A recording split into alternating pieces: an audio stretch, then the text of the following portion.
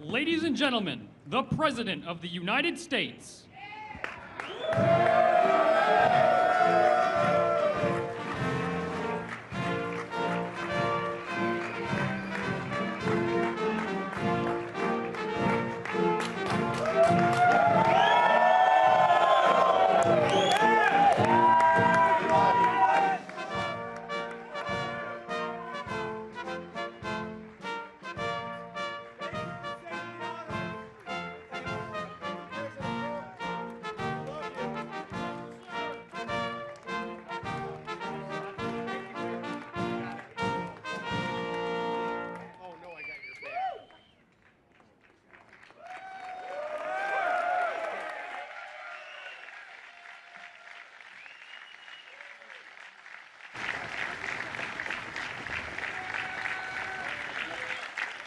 Thank you very much. Thank you. Nice crowd. What a good-looking group of people. Well, we have some very, very good news today, and a lot of good things are happening for our country. Please sit down. My fellow Americans, this is Liberation Day, waiting for a long time. April 2nd, 2025 will forever be remembered as the day American industry was reborn, the day America's destiny was reclaimed, and the day that we began to make America wealthy again. We're going to make it wealthy, good and wealthy. For decades, our country has been looted, pillaged, raped, and plundered by nations near and far, both friend and foe alike.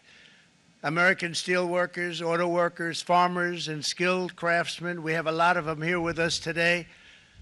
They really suffered gravely. They watched in anguish as foreign leaders have stolen our jobs, foreign cheaters have ransacked our factories, and foreign scavengers have torn apart our once beautiful American dream. We had an American dream that you don't hear so much about. You did 4 years ago, and you are now, but you don't too often, and for many years and decades even, you didn't hear too much about.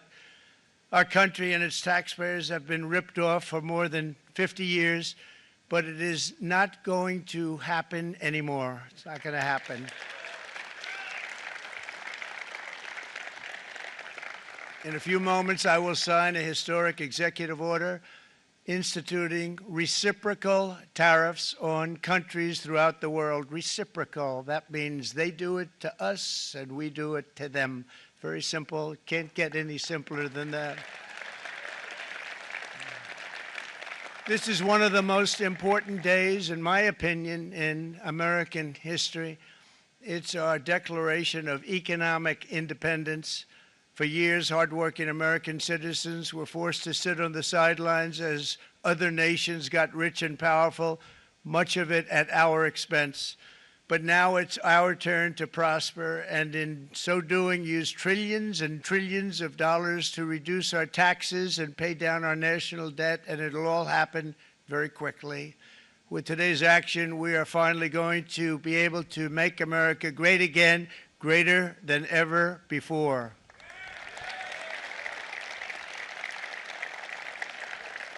Jobs and factories will come roaring back into our country, and you see it happening already.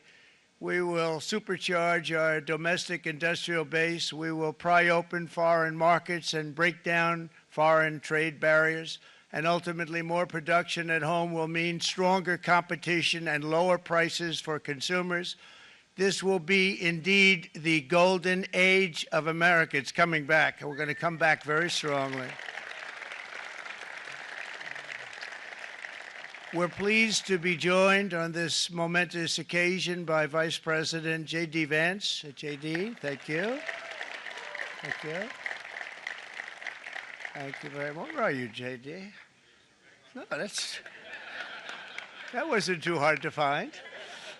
I was looking, you know, he likes to take a low-key attitude, so it'd usually be sitting right in front. He's gaining a lot of confidence, Mike, isn't he? And nearly my entire cabinet is here, as well as Speaker Mike Johnson, who's done an amazing job.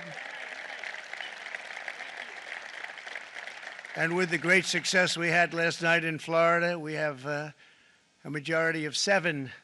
And 7's like a lot when we had it at 1, right? You've done a fantastic job. And Many of the members of the House and Senate are with us. Senators, Congressmen, thank you all for being with us. We appreciate it.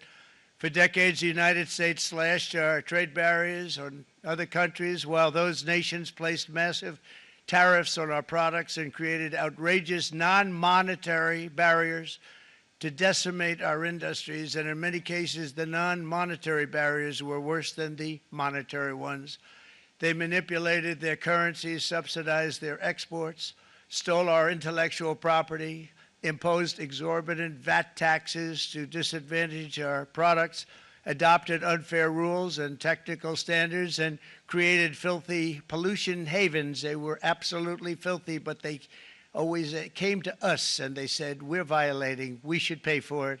It's all detailed in a very big report by the U.S. Trade Representative on foreign trade barriers, and I'll just hold it up for you. It's available, and you don't have to pay too much. As I understand it, you'll pay nothing.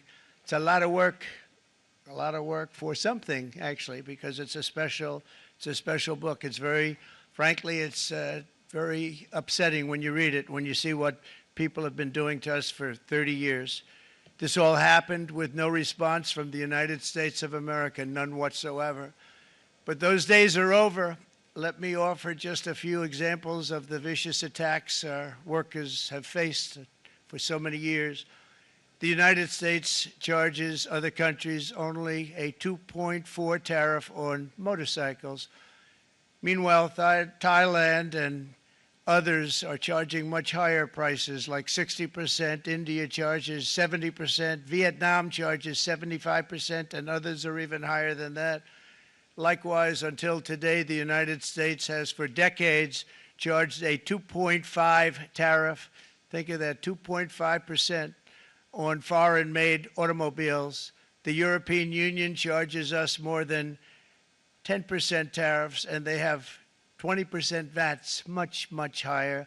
India charges 70%, and perhaps worst of all are the non-monetary restrictions imposed by South Korea, Japan, and very many other nations. As a result of these colossal trade barriers, 81% of the cars in South Korea are made in South Korea. 94% of the cars in Japan are made in Japan. Toyota sells 1 million foreign-made automobiles into the United States, and General Motors sells almost none. Ford sells very little. None of our companies are allowed to go into other countries.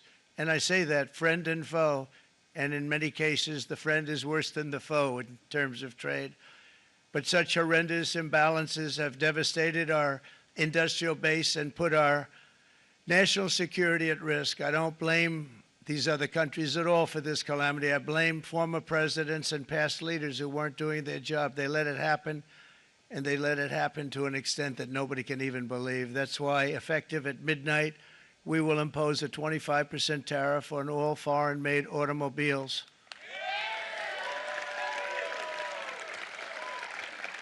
Thank you.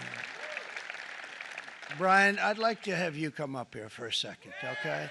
I just see him sitting. He's been a fan of ours, and he understands this business a lot better than the economists, a lot better than anybody. Brian, say a few words, please, would you? Thank you, Mr. Thank you. President. It's a great honor to have you. Thanks. Thank you, Mr. President. I grew up just north of Detroit, Michigan, in Macomb County, known as the home of the Reagan Democrats. My first vote for president was for Ronald Reagan. I thought that was going to be the best president I ever saw in my lifetime until Donald J. Trump came along.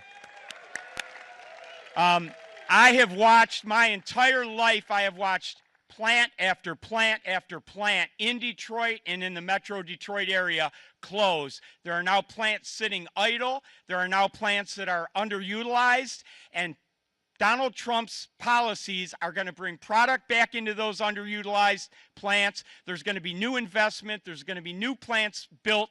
And the UAW members, and I brought 20 of them with me, they're sitting right over here. We support Donald Trump's policies on tariffs 100%. So, Mr. President, we can't thank you enough. And in 6 months or a year, we're going to begin to see the benefits. I can't wait to see what's happening 3 or 4 years down the road. Thank you, Mr. President. Thank you so much. Thank you. What a great guy. He got it right from the beginning. He got it before almost anybody else. This group over there, they got it too. And, you know, we won the state of Michigan. We won almost all of them. But we won Michigan by a lot, and I want to just thank you all. The auto workers were fantastic. The Teamsters were fantastic. Everyone was pretty good, I will tell you. Thank you very much. I appreciate it. You're going to be very happy very soon, and you probably see what's happening with all of the, not only car companies, but car companies in particular. You see it with all of the ones they're moving, they're announcing day in, day out. You're seeing it. Nobody's ever seen anything like that. With today's actions, we're also standing up for our great farmers and ranchers who are brutalized by nations all over the world. Brutalized. Canada, by the way, imposes a 250 to 300% tariff on many of our dairy products. They do the first can of milk. They do the first little carton of milk at a very low price, but after that it gets bad, and then it gets up to 275, 300%. So when they're figuring what's Canada charging, they say, oh, about 2%, 3%. But take a look at what happens down the road. When you look a little bit, it's not a pretty picture, and we don't like it, and it's not fair. It's not fair to our farmers. It's not fair to our country. And with countries like Canada, you know, we subsidize a lot of countries and keep them going and keep them in business. In the case of Mexico, it's $300 billion a year. In the case of Canada, it's close to $200 billion a year. And I say, why are we doing this? Why are we doing this? I mean, at what point do we say, you got to work for yourselves, and you got to, this is why we have the big deficits. This is why we have that amount of debt that's been placed on our heads over the last number of years, and we're really not taking it anymore. Through non-tariff barriers, the European Union bans imports of most American poultry. You understand? They say, we want to send you our cars, we want to send you everything, but we're not going to take anything that you have. Australia bans, and they're wonderful people and wonderful everything, but they ban American beef, yet we imported $3 billion of Australian beef from them just last year alone. They won't take any of our beef. They don't want it because they don't want it to affect their farmers. And you know what? I don't blame them, but we're doing the same thing right now, starting about midnight tonight, I would say. And China charges American rice farmers an overquota, it's called, a tariff rate of 65%. South Korea charges 50, actually they charge different, from 50% to 513%. And Japan, our friend, charges us 700%. But that's because they don't want us selling rice, another thing. Who can blame them, Madam Secretary? Agriculture, great job you did on eggs, by the way. The egg prices came down 50%. You got them down 50%. Once we got involved, they were going through the sky. The egg prices, they were going through the sky, and you did a fantastic job. Now we have lots of eggs, and they're much cheaper, down about 59% now, and they're going down further. We charge 2.8% for so many things that other countries are charging 200%, 300%, and 400% for. If imposing tariffs and protective barriers made nations poor, then every country on earth would be racing to eliminate these policies, and China would be the first on line. They run a very strong country, but they're not first in line, and the American people are paying a very big price. From 1789 to 1913, we were a tariff-backed nation, and the United States was proportionately the wealthiest it has ever been. So wealthy, in fact, that in the 1880s, they established a commission to decide what they were going to do with the vast sums of money they were collecting. We were collecting so much money so fast, we didn't know what to do with it. Isn't that a nice problem to have? What do you think, Marco? Good problem? Marco would love that problem. But we don't have that problem anymore, but we're not going to have it very much longer, I will tell you. But they collected so much money, they actually formed a commission to determine what they were going to do with the money, who they were going to give it to, and how much. Then in 1913, for reasons unknown to mankind, they established the income tax so that citizens, rather than foreign countries, would start paying the money necessary to run our government.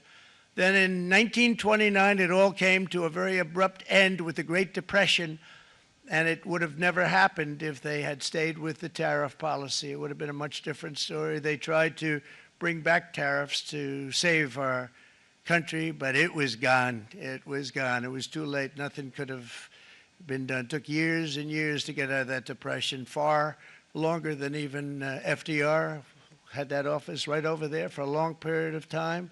The ramp system, that's rather intricate, was built because of him, and every time you walk up, you think of him, and he did a great job in many ways, but it lasted long beyond his terms, as you know. But it's not too late any longer, and we're going to start being smart, and we're going to start being very wealthy again. We're going to be wealthy as a country because they've taken so much of our wealth away from us. We're not going to let that happen. We truly can be very wealthy. We can be so much wealthier than any country. It's not even believable, but we're getting smart. Nearly a century later, in the face of unrelenting economic warfare, the United States can no longer continue with a policy of unilateral economic surrender. We cannot pay the deficits of Canada, Mexico, and so many other countries. We used to do it. We can't do it anymore. We take care of countries all over the world. We pay for their military. We pay for everything they have to pay, and then when you want to cut back a little bit, they get upset that you're not taking care of them any longer. But we have to take care of our people, and we're going to take care of our people first, and I'm sorry to say that.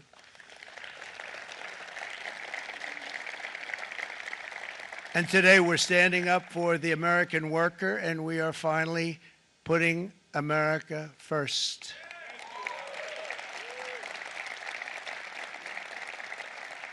In sleepy Joe Biden's last year in office, the United States hemorrhaged 100,000 manufacturing jobs, and the number was going through the roof at levels never seen before.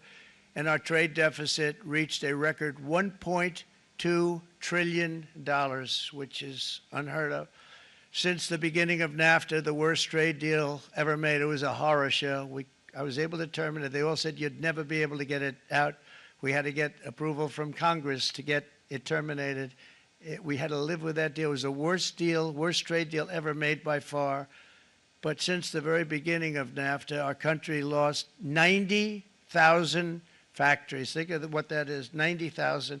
Think about putting a map up and putting tax on it. You wouldn't have enough room. 90,000. I said, is that possible? We had it checked 4 different times, and it was actually somewhat higher than that. And 5 million manufacturing jobs were lost while racking up trade deficits of $19 trillion. That was the worst trade deal ever made. As a result of these gigantic losses, foreign nations now own $26 trillion more of American assets than think of this, than the Americans own of their own foreign assets or other foreign assets. The United States can no longer produce enough antibiotics to treat our sick. We have a tremendous problem. We have to go to foreign countries to treat our sick. If anything ever happened from a war standpoint, we wouldn't be able to do it. We import virtually all of our computers, phones, televisions, and electronics. We used to dominate the field, and now we import it all from different countries. A single shipyard in China now produces more ships every year than all of the American shipyards combined. Think of that. And it was a business that we used to dominate. We used to dominate it totally. In short, chronic trade deficits are no longer merely an economic problem. They're a national emergency that threatens our security and our very way of life. It's a very great threat to our country. And for these reasons, starting tomorrow, the United States will implement reciprocal tariffs on other nations.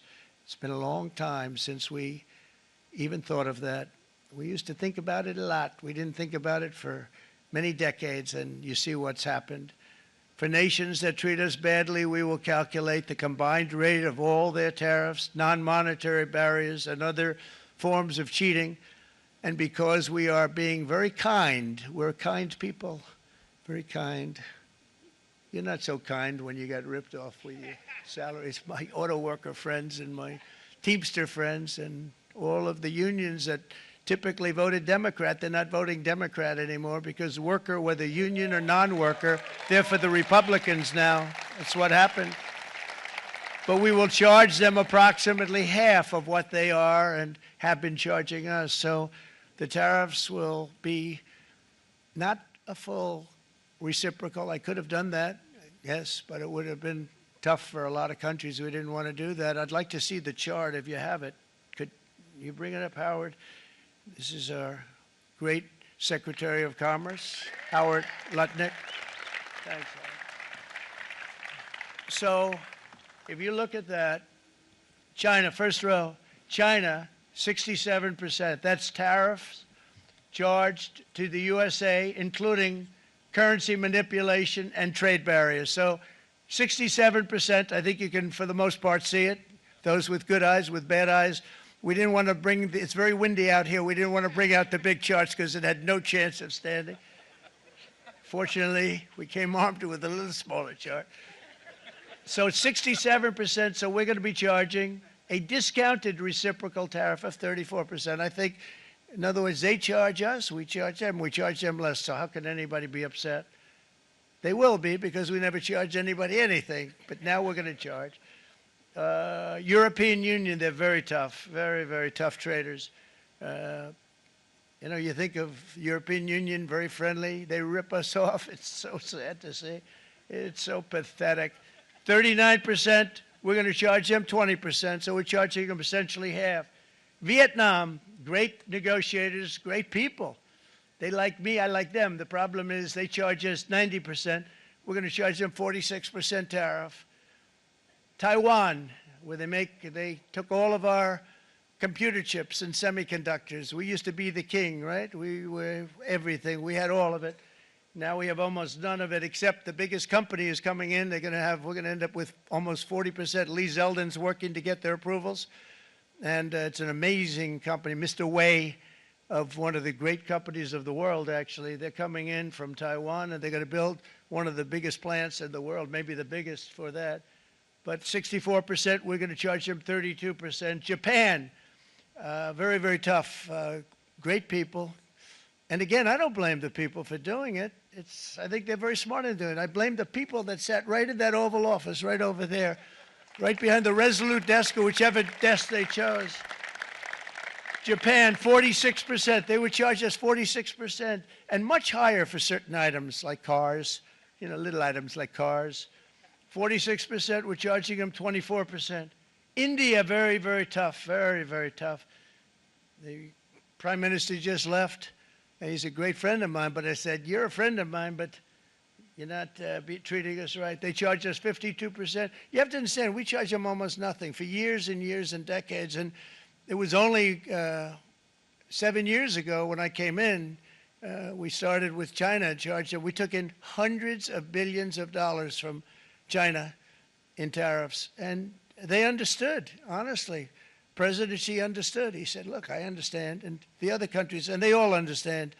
We're going to have to go through a little tough love, maybe, but they all understand. They're ripping us off, and they understood it. Prime Minister of Japan, Shinzo Abe. He was a fantastic man. He was unfortunately taken from us, assassination.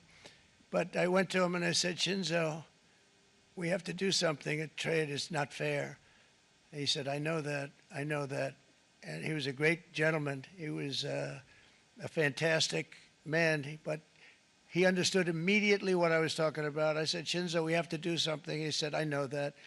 And we worked out a deal, and it would have been a much better deal, but frankly, there were many years left on the deal that was made previous to my getting there, but it was something. If you look at Switzerland, 61% to 31%. Indonesia, Malaysia, Cambodia. Oh, look at Cambodia, 97%. We're going to bring it down to 49. They made a fortune with the United States of America. United Kingdom, 10%, and we'll go 10%. So we'll do the same thing.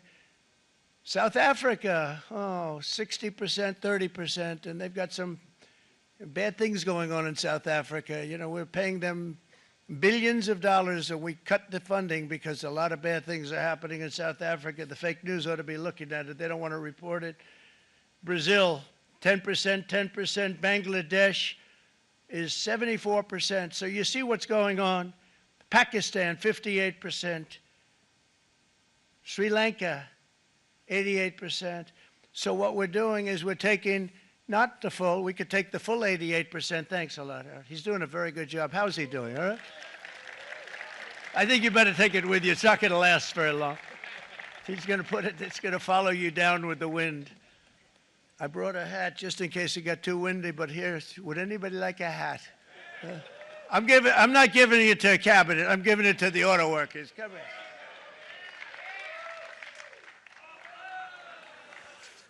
Thank you, fellas. Get it. That's it. That's it. They deserve it more than our cabinet. Our cabinet has plenty of hats. But you see the numbers. The numbers are so disproportionate. They're so unfair. At the same time, we will establish a minimum baseline tariff of 10%. You notice that on the chart. And that'll be on other countries to help rebuild our economy and to prevent cheating. So we're going to have a minimum of cheating, and we're going to be very severe on the people that at the gate that watch the tariffs and watch the product coming in, because there's been a lot of bad things happening at the gate because the money is so enormous that you're talking about. There's never been probably anything like it in terms of the enormity, and there are a lot of bad things happen at the people that do the check-in, and they're looking at 10-year jail sentences if they do play. We're going to treat them so good, but if they cheat, the repercussions are going to be extremely strong. Foreign nations will finally be asked to pay for the privilege of access to our market, the biggest market in the world. We're right now the biggest market in the world. We had a great country 4 years ago in terms of the economics. We were doubling up on China. We were doing so well. Nobody was going to catch us, but so much of it slipped away over the last 4 years under Biden. I campaigned on this policy throughout last year, and today that promise was made, and it was also a promise, as you know, that was kept. Promises made, promises kept. To any company that objects to our common sense reciprocal tariffs, again, reciprocal, back and forth, back and forth. And I call this kind reciprocal. This is not full reciprocal. This is kind reciprocal. But what we do is we cut it in half. We charge them. My answer is very simple if they complain. If you want your tariff rate to be zero, then you build your product right here in America, because there is no tariff if you build your plant, your product in America. And we've seen companies coming in like we've never seen before. Likewise to all of the foreign presidents, prime ministers, kings, queens, ambassadors, and everyone else who will soon be calling to ask for exemptions from these tariffs. I say, terminate your own tariffs, drop your barriers, don't manipulate your currencies. They manipulate their currencies like nobody can even believe, which is a bad, bad thing and very devastating to us, and start buying tens of billions of dollars of American goods. Tariffs give our country protection against those that would do us economic harm, and many people were looking to do us economic harm. Maybe not so obviously, but they were doing tremendous economic harm. But even more importantly, they will give us growth. These tariffs are going to give us growth like you haven't seen before, and it'll be something very special to watch. I am so looking forward, and Brian, it's going to happen even faster than you said. You know, you might say, but it's already started. It's already started. Work's already begun on plants all around the country, and you see that as before. These are big, rich companies. We have $61 billion started on a big plant going up. It's going to be announced over the next 2 days, and they already started work. Many of these the biggest companies in the world, they've committed to build, build, build. We're going to build, build, build, sir. And they came here to see me, and they wanted to know if they could have a press conference. I do as many as I can. I'm pretty busy trying to stop Russia and Ukraine and the Middle East. We got to stop that. We got to stop the Houthis, which we're making tremendous. They like shooting ships down and out of the water, sinking ships. They get a kick out of it, but they're not getting such a kick out of it now, are they, Mr. Secretary? They're not getting such a kick out of that now. But here are just a short list of some of the companies that have already announced and committed to investment. And this is a company that built its factories and its plants in China. Apple is going to spend $500 billion. They never spent money like that here. They're going to build their plants here. SoftBank, OpenAI, and Oracle, great companies, are investing $500 billion almost immediately. NVIDIA, a hot company, is investing hundreds of billions of dollars. They just announced. TSMC, the biggest, most important company in the world of chips from Taiwan, with no investment from us, is investing $200 billion. And they said the reason was, number one, the election of November 5th, and number two, the tariffs. They don't want to pay the tariffs, and the way they're not paying it is to build their plant here. So we're going to go from almost no percentage. We used to have 100% of the chip market. Now it's all in Taiwan. Almost all of it's in Taiwan, a couple of other countries, but mostly in Taiwan. And think of it, we had 100%. We lost it because of people in that office that didn't do their job. They allowed it to be stolen from us. Johnson & Johnson, great company, $55 billion. Eli Lilly, $27 billion. Meta is investing $500 billion. Wow. DeMac is investing $20 billion. CMA, CGM, $20 billion. And then you have Merck and Clarios, Stellantis, General Motors, GE Aerospace, Honda, Nissan, Hyundai are all putting in billions and billions of dollars, and they're committed 100%. So. And we've never had, and this is after 2.5 months. This is after just a short, this all took place as soon as we came out with what everybody wanted to do. You know, I watched a gentleman today on television. He used to work with Lee Iacocca, a very respected automobile person, and he said, you know, because they're asking people, and they try and get as many negative people as they can, but they can't find them too much. It's pretty hard to find in terms of what we're doing, especially when they see all this investment. They said, so tell me, what do you think of what Trump is doing from the automobile standpoint? He said, I can't believe it. Somebody is finally, he's an older guy, real pro, really top guy, with Lee Iacocca. He said, I never thought I'd see the day when this would happen, where somebody had the courage to go and do what has to be done. This is transforming our nation. Our entire nation is going to be transformed, not only with the cars, but on every single other item that's built. We're going to become an industrial powerhouse. And he said that so beautifully today. In fact, I'm going to find out, I'm going to get a tape, and Bruce, I'm going to get that tape, and I'm going to send it to you out in Long Island, and you're going to play it for the people and all your union workers and your non-union workers out there. You got a pretty even split. But we have, so far, it looks like we're going to have about $6 trillion of investments, and you wouldn't do that in years in this country over the last number of years. $6 trillion, and that's going to be much higher by the end of the year.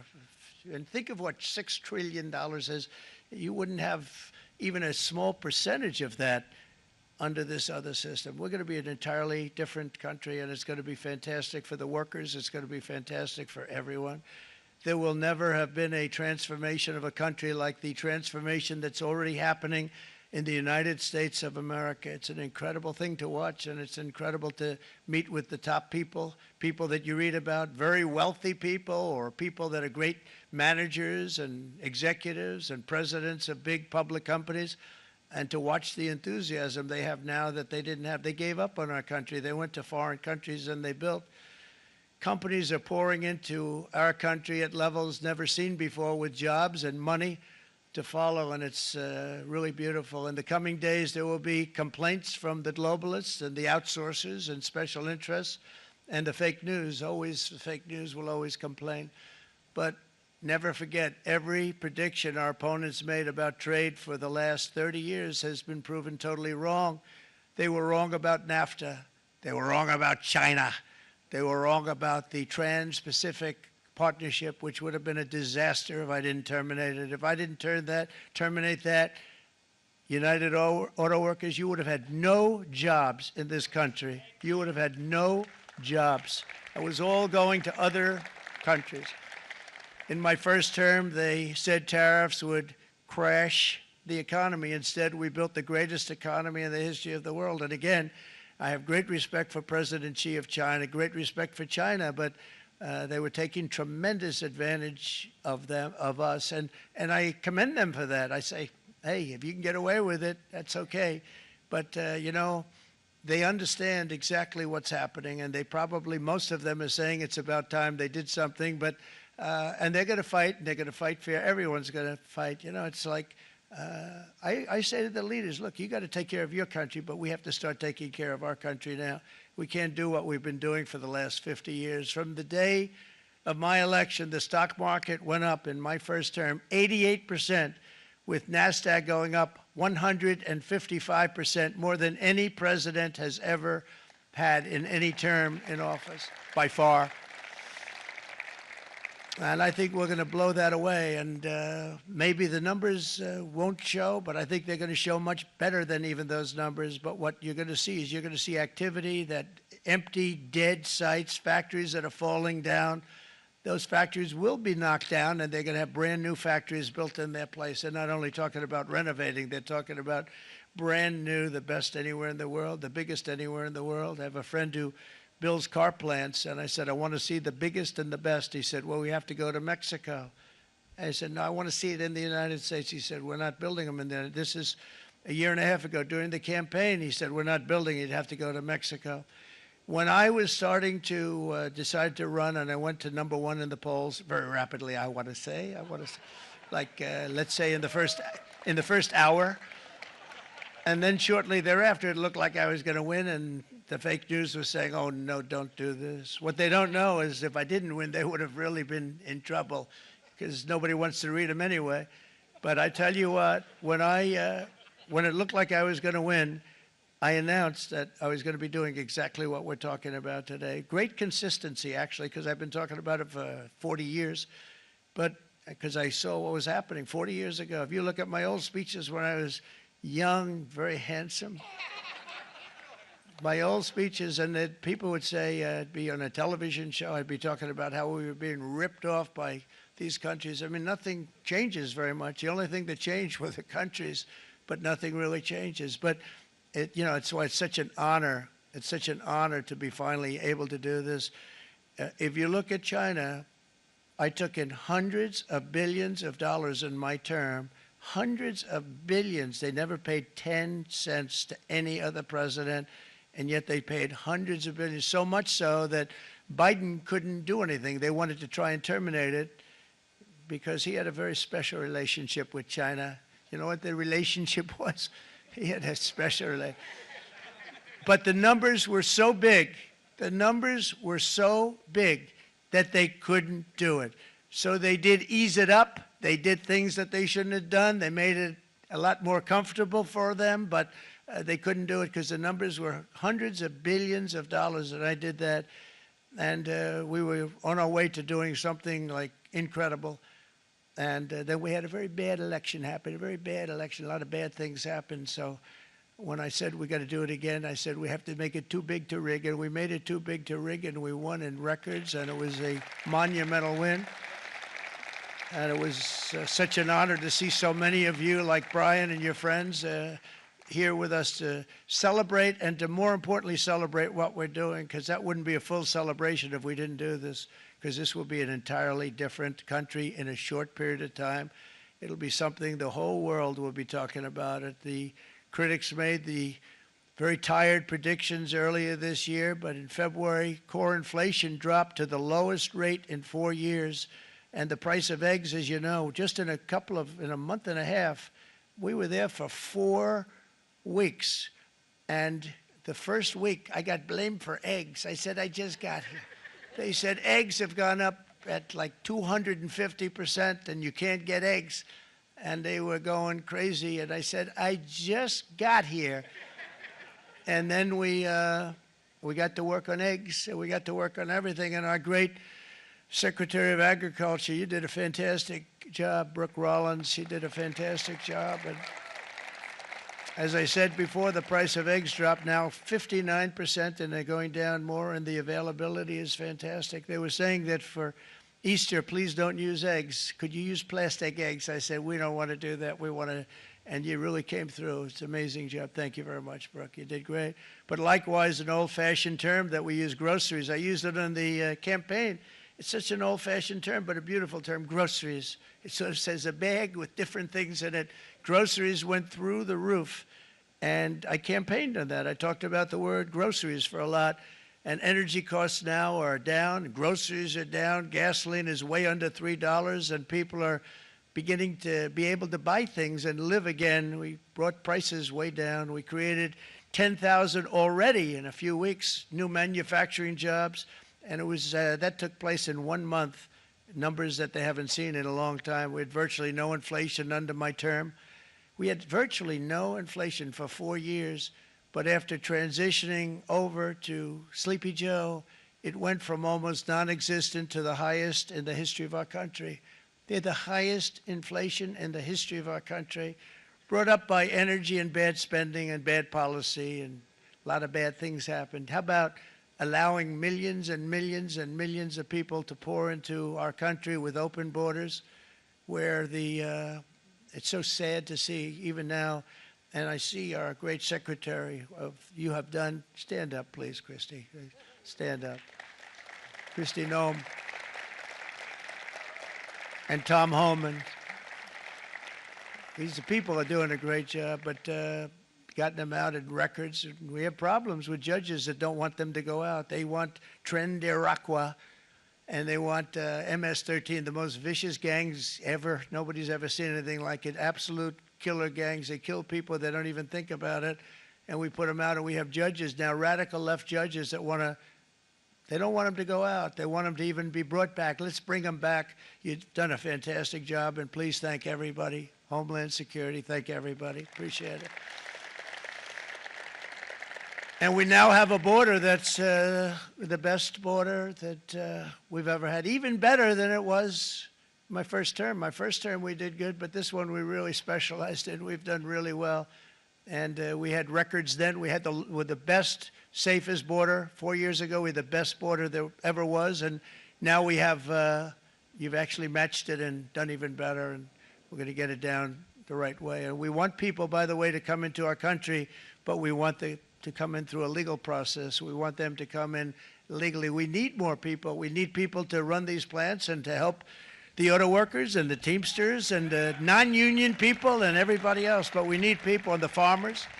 And we're going to let people come in, but they want to come in. We want them to come in legally. They have to have the capability of loving our country, not people that hate our country. We don't want them in our country. And now we're going to pass the largest tax cuts in American history, and that's where we're relying on Mike and John Thune. And we will not cut Social Security, Medicare, or Medicaid benefits, and the Democrats will, because if they got in, the entire economy would collapse. This country was heading for a collapse under the people that you saw. They were horrible. I think one of the reasons people like the job, I have my highest approval ratings because I think they're comparing me to the worst administration in the history of our country, so I appreciate that at least. But Speaker of the House Mike Johnson and Senate Majority Leader, appreciate it, Mike. John Thune have been fantastic, by the way. But they've been working tirelessly on taking the next step to pass the plan for our one big, beautiful bill. I'd like to name it that if you can. One big, beautiful. I made that statement about 6 months ago, and everybody calls it one big, beautiful bill. And it will be that. It'll have everything, the big tax cuts and every incentive there is. And it'll be fantastic. And by the way, for the cars, we're asking for an interest deduction on a loan. So if you build the car, only in America we do it, Brian. If the car's not built in America, you don't get the interest rate deduction. But if you build the car in America, if you buy a car, if it's built in America, then you get an interest rate deduction, tax deduction, and that's a big thing. That's going to be a big thing. I think that's going to pay for itself very quickly, that deduction. Never happened. We've never had anything like that before. Somebody said, where do you get the idea? Because it's so basic. You would think that would have happened a long time ago. It never did, and I'm very happy it didn't, because now I can say that was my idea. But we're going to get us closer to the debt extension. We have to get the debt extension passed, and I know you're going to be able to do that, Mike, and it's very important that you do that. And all of the other things that the Senate budget plan gives us, along with working, because I know they're working together, John and Mike, and the two bills are going very well together. We need to get our shared priorities done, including certain permanent tax cuts. We want the tax cuts to be permanent, spending cuts, energy and historic investments in defense, border, and so much more. We're covering everything. These will be phenomenal. There'll be no bill like this going to straighten. One bill is going to straighten out our country for many, many years to come. And we said, let's just do it and let's get it done. And some guys will love it and some guys will like it a little bit less because they're not getting what they were exactly looking for, but they're getting a lot. They'll never, if we get this done, it'll be the most incredible bill ever passed in the history of our Congress and Senate and congressmen, the senators and the congressmen, many of whom are here today, will be very proud of themselves. I really believe that it's going to set us on a whole new prosperous path. We're going to cut spending and right-size the budget back to where it should be. We're going to do that very strongly. Thank you, Rick. Thank you. John, thank you. Oh, look at all of our senators over there. Oh, boy, that's a nice group of people. But I won't like them so much if they don't get this bill done.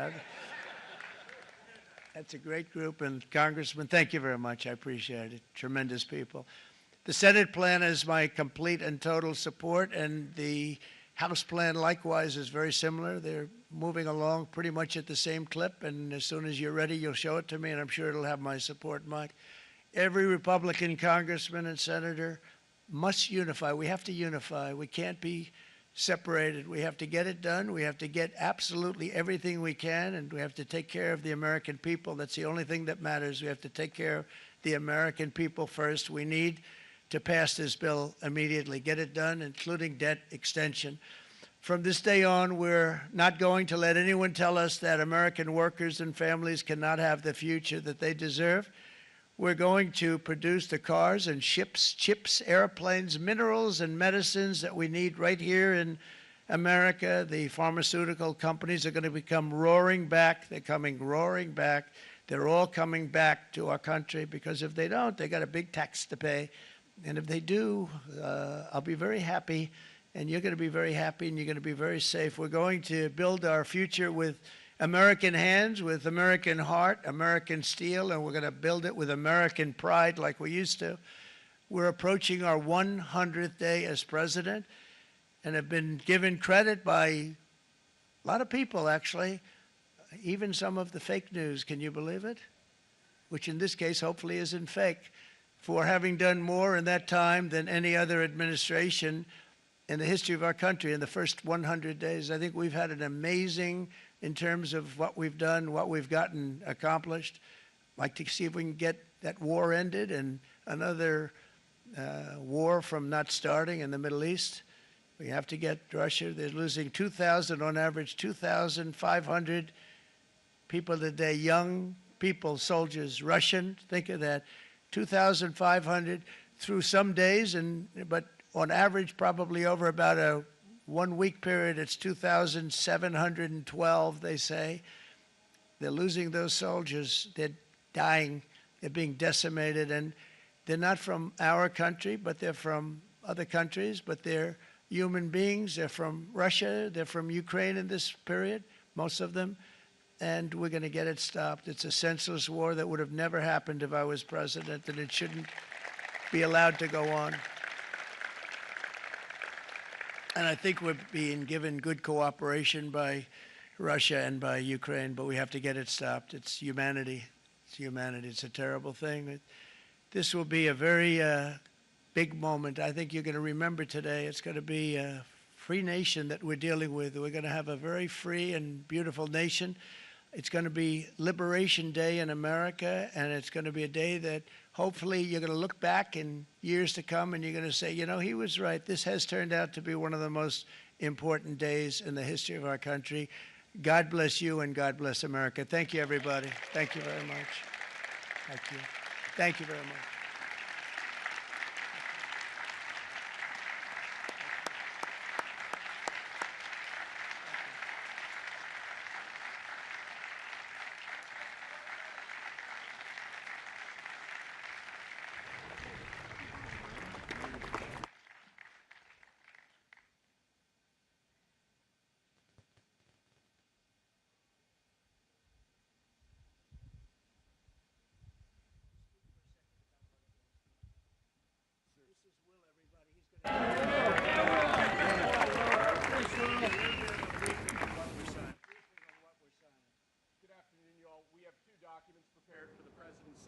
One closes what's referred to as the de minimis loophole with respect to imports from the U.S. Not even Hail Mary. The other is the big one, is the reciprocal tariff executive order that the president just spoke about at length. This is obviously a huge deal, and it's been an honor to be part of your team getting this done.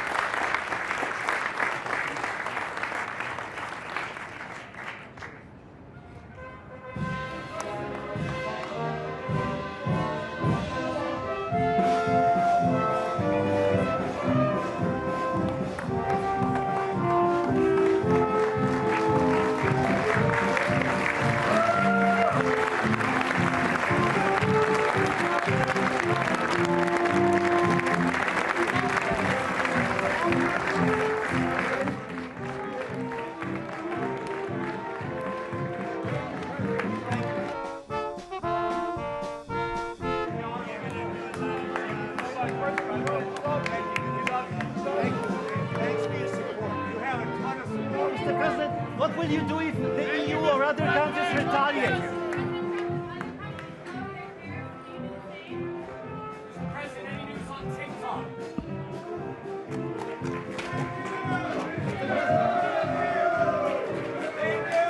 What will you do if other countries retaliate? Mr. President, can Elon hurt your business in Wisconsin?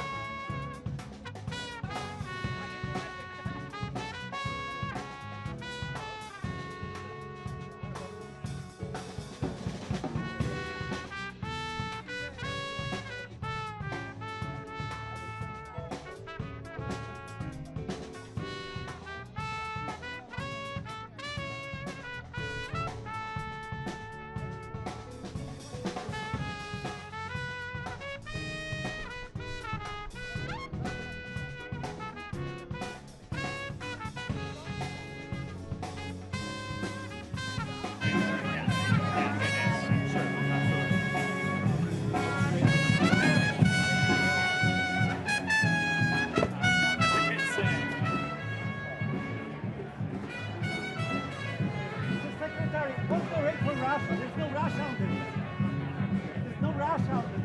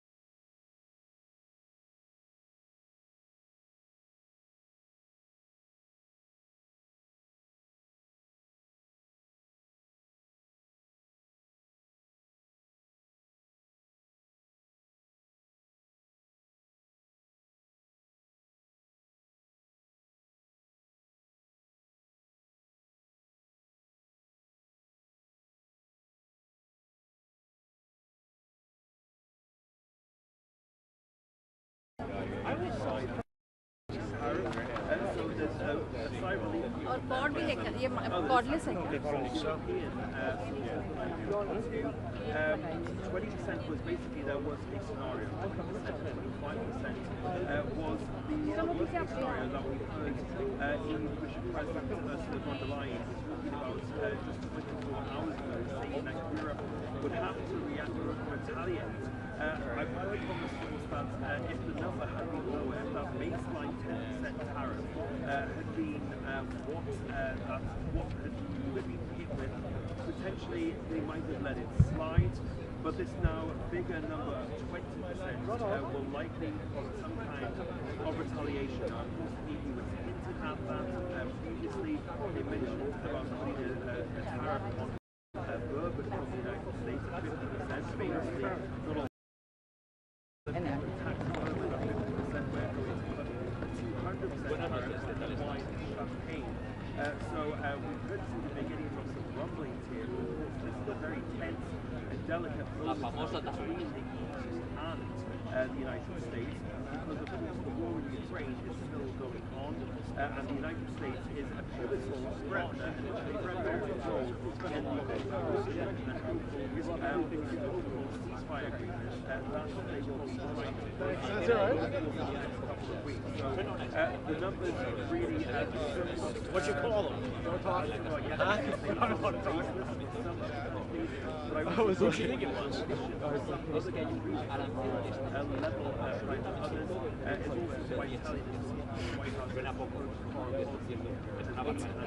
You'll never remember. I'm not going to see you again. I'm Yeah, not I going to tell know. anybody. I don't know who you felt are. so stupid for that. Pero es solo la base, porque luego hay una serie de países a los que el presidente ha llamado los peores I got the auto enemigos del worker comercio de Estados back. Unidos.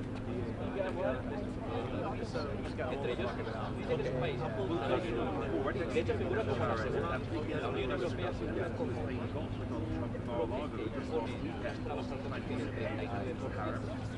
Israel in the last few hours saying that they are going to try to lower the tariffs that they put on EU goods, US goods. I must say, we were on a call with the senior White House official, the leader to Donald Trump. And they said effectively it's too little too late. Yes, it was nice that now we're trying to get. You can't have anybody here named Travis. Away, How you doing, bro? Good. Another day. Good to see you. Yeah, you too. Yeah, Gary sent me your number. I was going to text you to see if you're out here this week. I was actually non-tariff barriers as well, and they stress that those things No, el 10% es la base, una base. Entonces, para los países que no imponen trabas, hay países que no imponen Reino Unido, Gibraltar, todos los productos de Gibraltar van a tener Brasil, 10%. Israel, que ha quitado muchos de los aranceles que estaban ayer, considera que no ha sido suficientemente ¿Por qué? Algo muy importante que nos ha dicho el presidente Trump y que figura en esta tabla y que nos ha dicho llamada con periodistas entrevistas es que para imponer estos aranceles y para considerar que la Unión Europea tiene un 39%, no solo basta con esos aranceles que podamos imponer nosotros a productos importados desde Estados Unidos, cuentan también cosas complicadas, como los subsidios, como los fondos que da la Unión Europea, como los sistema dumping, que es vender más barato para liberarse de y bueno, y hay países que ganan Tailandia, Noruega,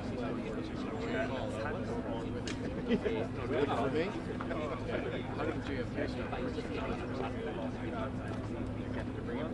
and the Republicans say that this is going to be Are you just pictures and then AI processing? one of the big traded companies. A few days ago, even a fire saying that this was going to be the biggest tax cut in American history. So it kind of depends on who but there's right? I didn't know if anyone else. A barometer for the gente que ha venido a apoyar estas medidas y él considera que los mercados vayan a tener una manera. Y aunque un estudio dice que está haciendo esto por los empleados de derecho, que se está posicionando, lo vamos a pasar fácil por esto. Que te voy a enseñar, mira contigo aquí, porque esto es un restaurante y hay un bullicio tremendo, pero quiero que explique un poco. Budget lab at Yale University of Jason Bond, the vice president, and they said that the worst case scenario También diputados, ayer hay una diputada conocida que se llama Margarita but it's also una entrevista. O sea, se ha hecho acompañar por gente destacada del Partido Republicano y también por esos empleados de la construcción y de las grandes automotrices para lanzar el mensaje de que lo que le importa es la gente que tiene menos recursos, que se ha visto más afectada por el es un cierre total de una estrategia de comercio y neoliberalismo que ha generado el Washington. Él lo vende como un día histórico en positivo, pero desde luego es un día que Can I help you before I go? She told me to. like Vietnam, they are all paying higher rates so it is likely that we'll see the cost of things increase here in the United States, and it's going to see whether that affects the Republicans, especially on Trump. Of course, midterms are still over a year and a half away.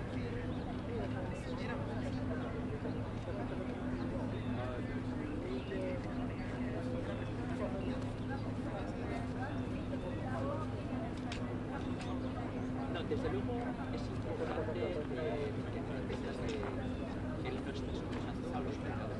Nobody's better about you. Okay. Que nos equivocamos. Okay, cool. Sounds good. Que all right. Había una recesión cuando incluso que no sucedió así, que no van a suceder, que le da igual, que le va a imponer esas sanciones que no son negociables.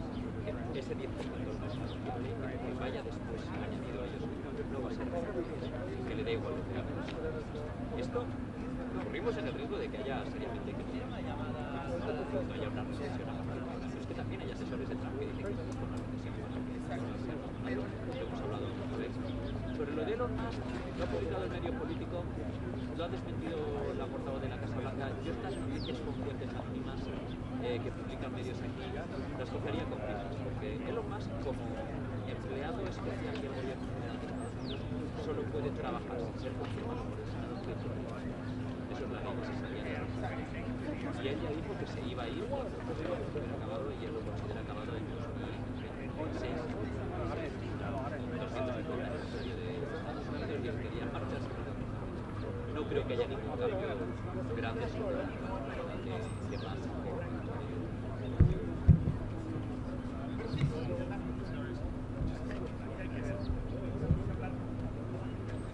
Bueno, va a ser un periodo de ajuste desde los elecciones que van a entrar en vigor este 5 de abril hasta el 9 de abril.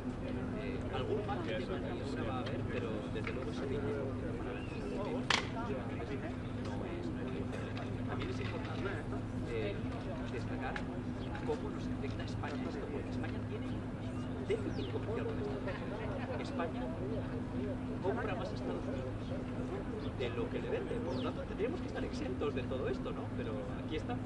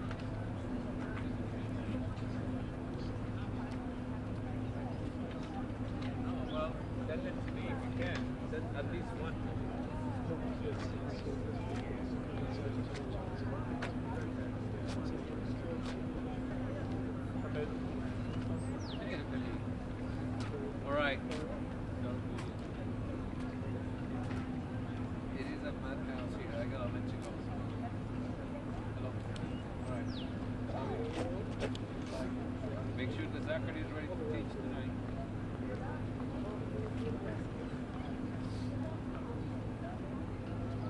Es lo que él busca. Él busca que sea más caro comercio, que sea más caro importar y exportar. Pues, ¿qué le gustaría también? Que ordenamos AFES y que todo eso se haga en un estado. Y las empresas españolas están hablando siempre nos han dicho que esto del dumping, por lo menos que utilizan la aceituna española, que está sometida a unos aranceles absurdos, ¿no? Que incluso la asociación ha denunciado esa práctica. Pero hoy está sacando un tema del dumping, que no es que también da subsidios a esos aranceles. Trump los ha dado. Y eso la Unión Europea nos ha considerado. Libre trabajo. Esta cifra Saqué la cabeza. unas trabas al comercio que equivalen a aranceles que no son aranceles. Algo que es ñanaque, han puesto una cifra. Y esa es la cifra. Y no, desde luego tendría que ver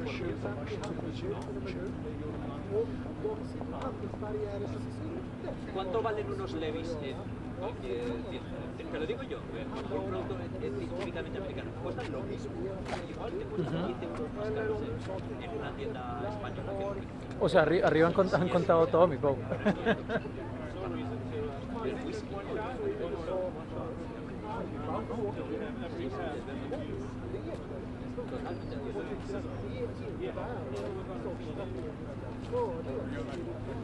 Muchas gracias a vosotros.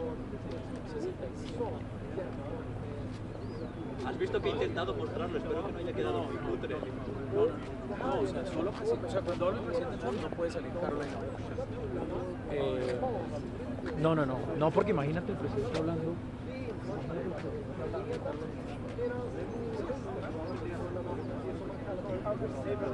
O sea, nosotros, y aparte porque yo estoy en la Casa Blanca, no tendríamos mayor, o sea, aparte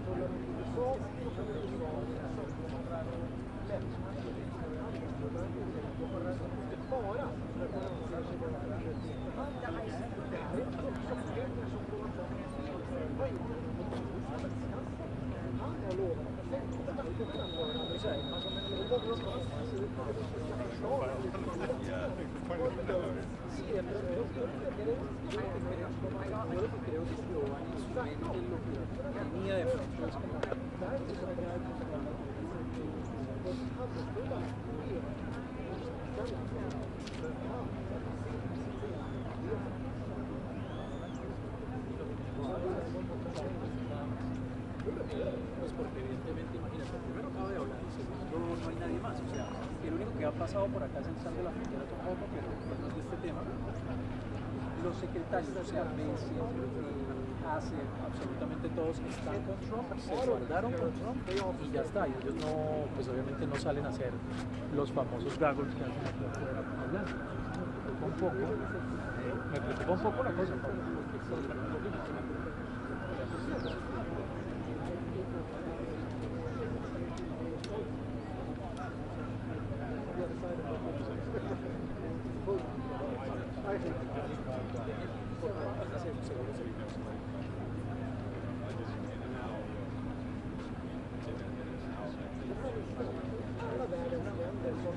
No, de acuerdo, yo creo que eso fue lo que tenía en la cabeza yo.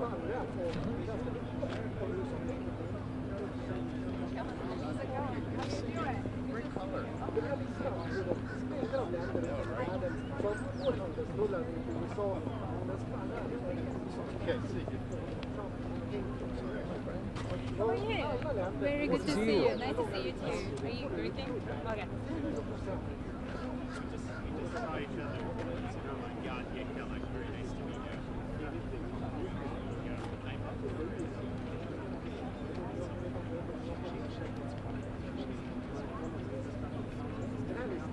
Alla länder runt om i världen som utsätts för amerikanska importtullar, den är lång och den skvallrar vad som är de It does.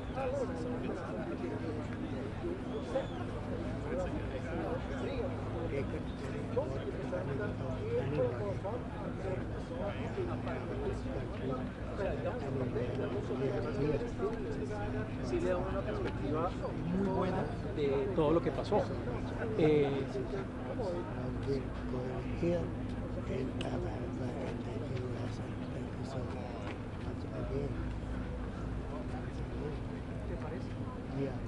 Bueno, entonces, secretario Marco Rubio a la derecha de Donald Trump, que me parece una cosa, un buen dato.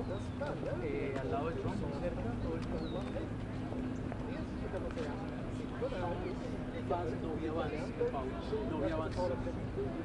No había avance, sino que es que yo estaba en la quinta por, yo o sea, mejor dicho, estaba. Busy one for you, Harrison.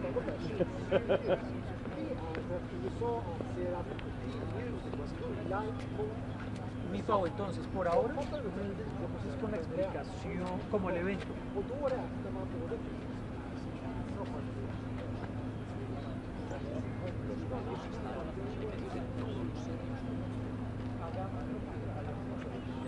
O sea, solo metamos la explicación de quienes estaban con Trump, además de hacer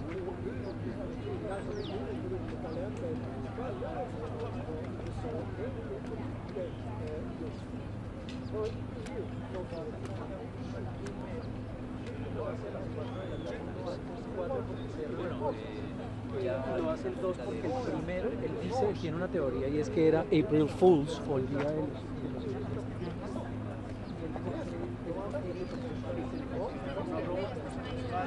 Eso, por ejemplo, es una locura, pero así piensa Donald Trump, ¿entiendes? Entonces 4 de la tarde, por obvias razones, el 2 de abril, porque él dijo, si yo lo hago el 1 de abril, la embarramos. Porque todo el mundo va a pensar que es una broma y ese tipo de cosas de color a mí me parece que son para que la gente lo entienda un poco mejor. Y lo que hacemos, mi Pau, es mandar 2 shots para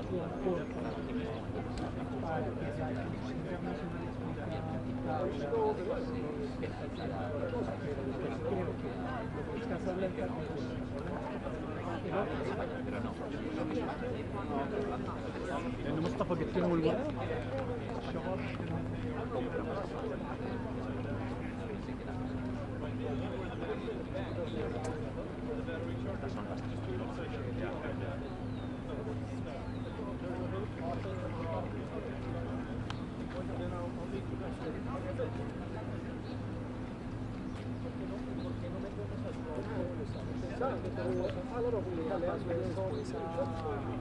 Ellas le dan alguna mala explicación, vas con los gremios y luego si Giovanni me quiere preguntar algo, pues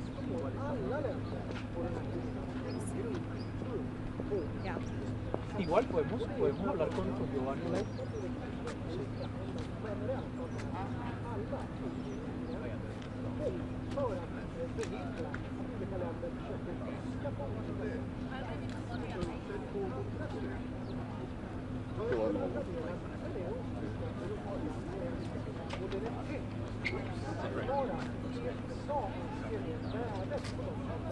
Bueno, me dejas saber.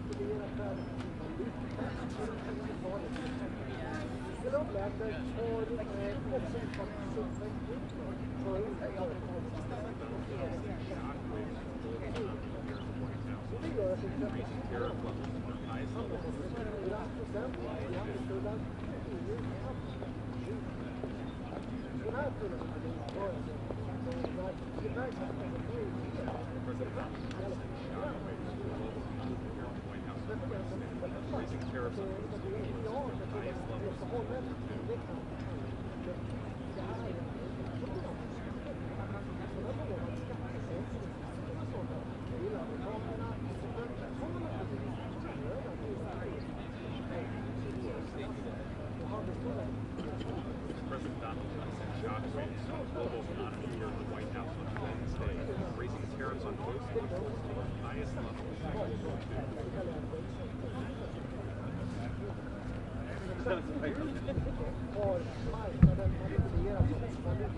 President Donald Trump. President Donald Trump's shockwave much of global economy here at the White House on Wednesday, raising tariffs on most imports to their highest level since 2082.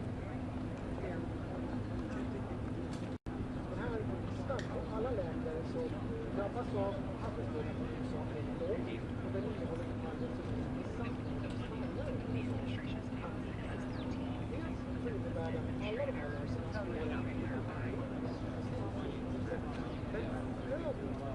kommer länderna ganska höga handelstullar beroende på sak anser landet tar ut både tullar men också andra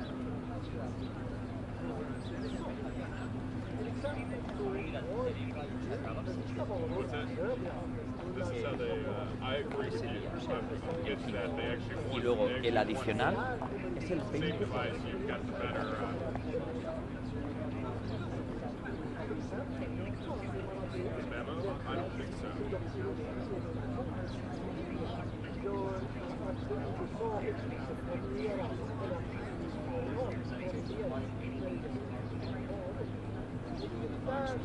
Oh, no kidding. Okay. Oh, that's really good.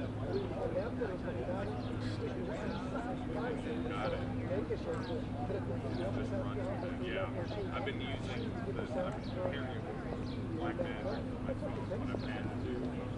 It's good. It works well enough. I mean, my phone's but like, you know, but the new ones, like you can throw like the lenses are great. So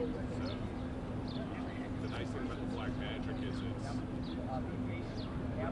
well the nice thing about the Black Magic is you can control the ISO and the shutter stuff, right? And it's free. I'm pretty sure.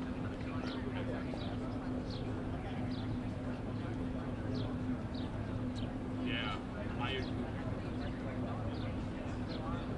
Oh, I see. Oh, that's smart. I don't know about DJI. When I do it on my phone with the DJI mic, though, I use Black Magic. So.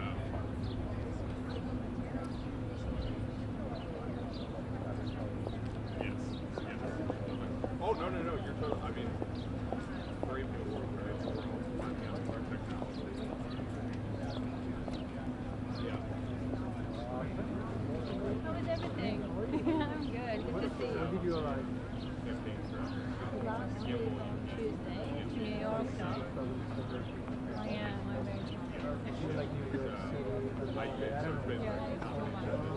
Yeah, it's so much. It's like with our channel, they are based in Istanbul. They're basically in this pool that they can send you anywhere. Like it's like sometimes it's part of the production Turkish channel, sometimes it's Dubai, sometimes it's Washington, and you don't see it coming, and then it's very. And are you going to be here in Washington? For a month. Yeah. Sure. I love that. Good to see you. Nice to see you.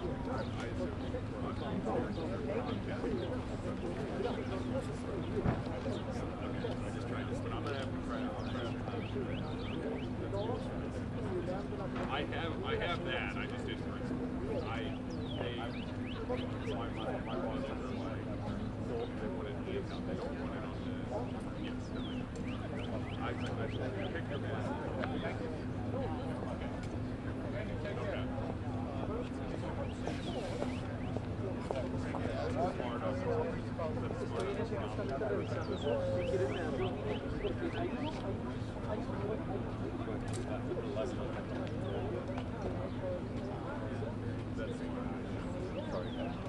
No, you're good.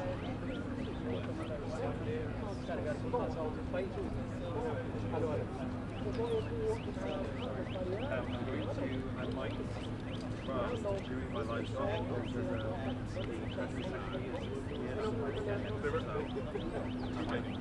Just go with me.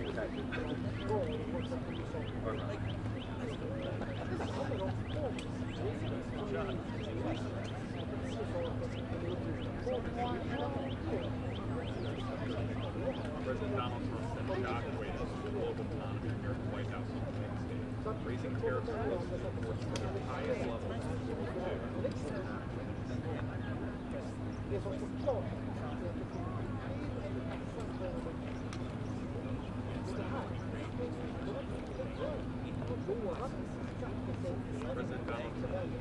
President Donald Trump said shock rates to the global economy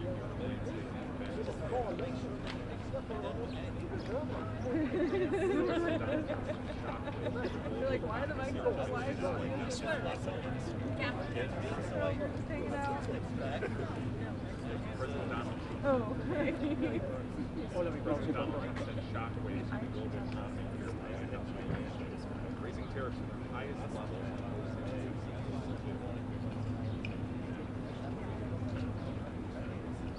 President Donald Trump said shock waves to the global economy. President Donald Trump said shock waves to the global economy. So we are waiting for the 50th day here in the White House. All the world's president here today, and the 22nd spot. President Donald Trump said shock waves to the global economy. Like with los carros, que también habló del tema. I also invite to Representative Martin Taylor Greene, the Congress is a focus on this to run into my colleagues in the foreign press. I went to ask her about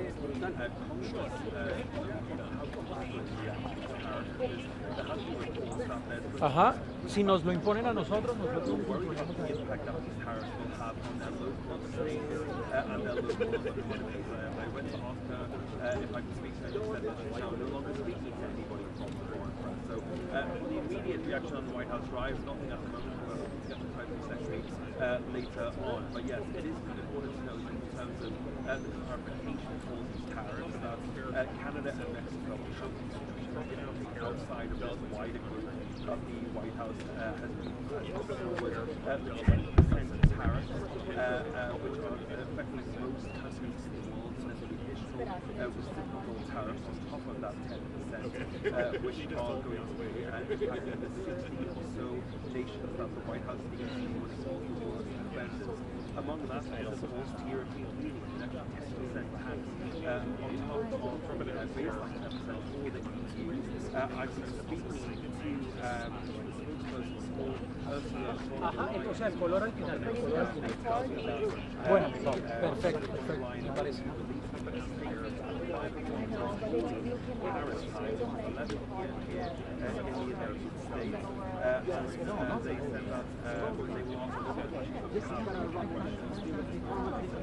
Whether this level is retaliation from the EU, and the sense that you get there is that early hours of some kind of retaliation from the EU. I would say that is what tracks from what conversations I've been having with European diplomats and European countries here in Washington. The 20% would be their kind of worst case scenario, 25% was the worst case scenario. But Europe is unlikely to be happy that this is the level that they've got. Like I said, some of the sources I'm speaking to have got 10% tariffs.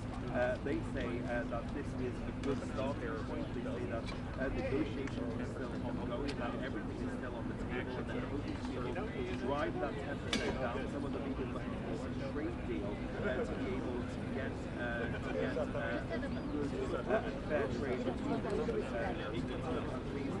One source for this nation is sort of a vague answer, but this nation is looking for a reduction in barriers as well as a way to kind of tempt the United States to get those trade deals as well, sectional things as well. So a widespread approach to trade depends on the level of tariff on potentially decided.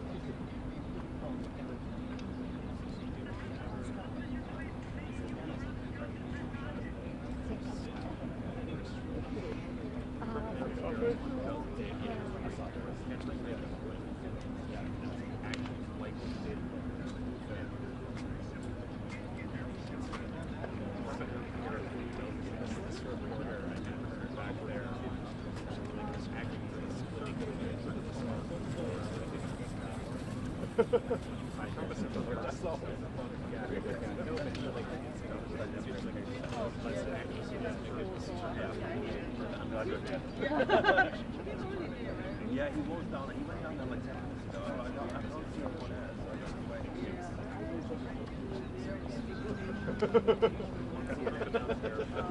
Entirely seriously. It's not able to.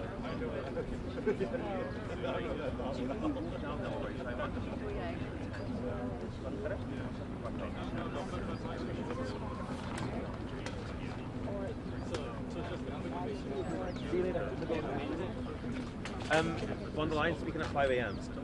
Sorry? Von der Leyen speaking at 5 a.m. She's in China, right? She's in Asia somewhere. Yeah. So, That's why it's 5 a.m. Oh my god, that makes sense. Yeah. Okay, Well, you're talking 5 a.m. here. what I just said on air was stupid. No, just 5 a.m. roughly 11 p.m. our time. Treasury's there. See ya. See you later. No, it's a time. That's what I'm trying to ask as well. So they say there's no trade with us, but there is. So people.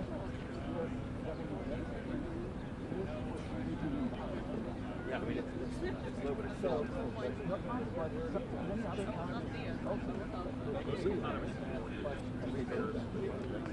So the question is, is 10% or just no? 10%, no. I also want to know whether it's He part couldn't, like, No, I asked them as well. I also want to know whether that was part of any trade deal, any ceasefire deal that they made with the Russian and Jeddah.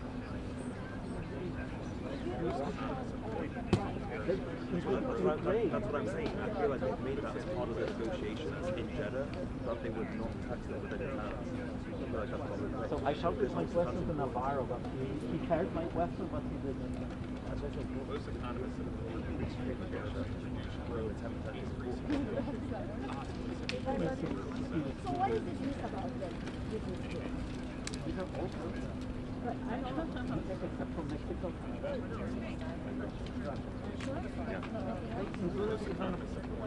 Included reunion.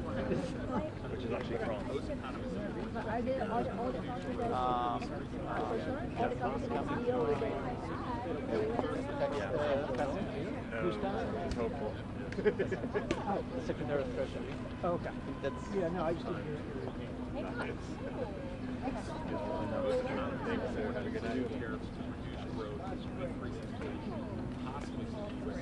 recession, certain profits down. But I had a feeling we were going to get. Yeah. Most economists have warned.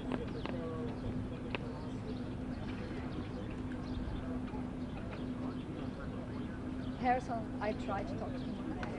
Most economists have warned tariffs to reduce growth, increasing search profits down. Somebody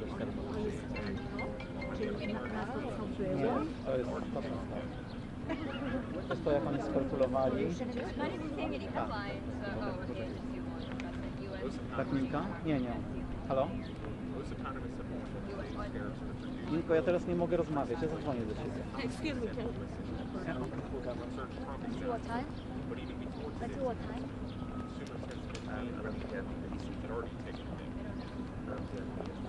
Hello. Hi. You want to come say hi? Is this confirmed, right?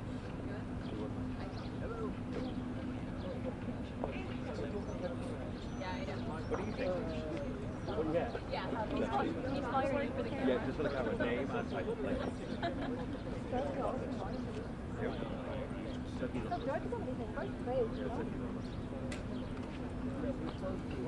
I'm going to go cover the Palestine protesters on the way back.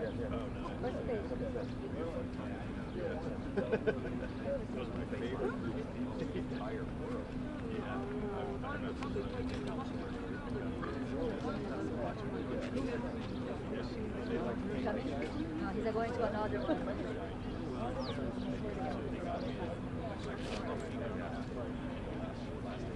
But, Marek, that's not you ever checked? It's concerned.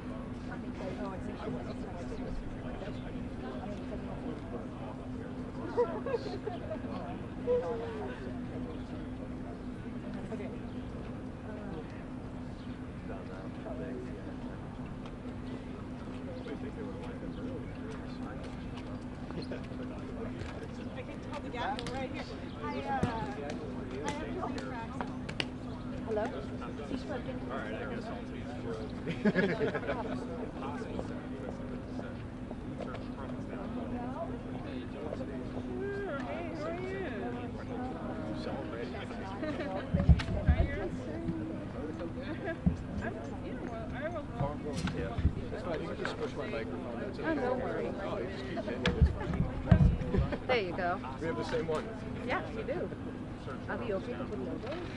I just put mine. Oh, they don't normally allow it. So I just stick the It's garbage. 11 a.m., right, Fraser?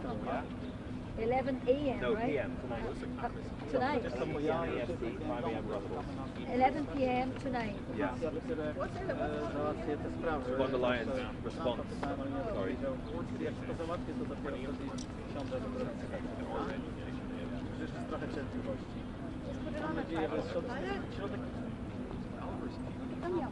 Mogę, no.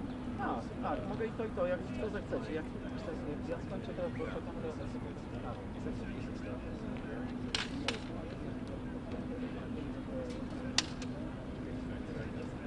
no, ale i tak jest środek na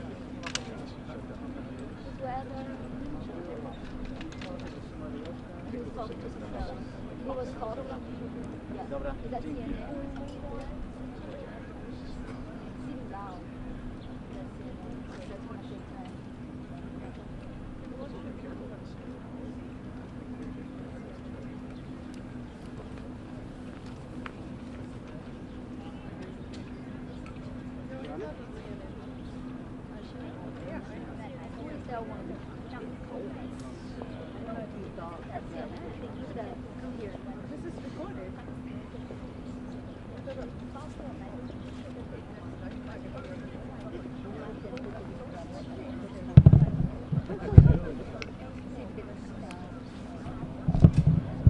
But they're still chatting, you know?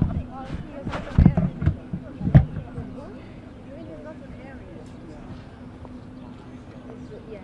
No, he's not on there yet.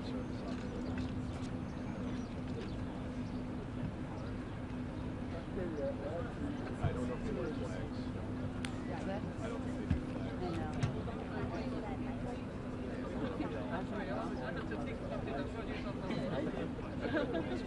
Are you okay? That is the right way to like it. That's what my wife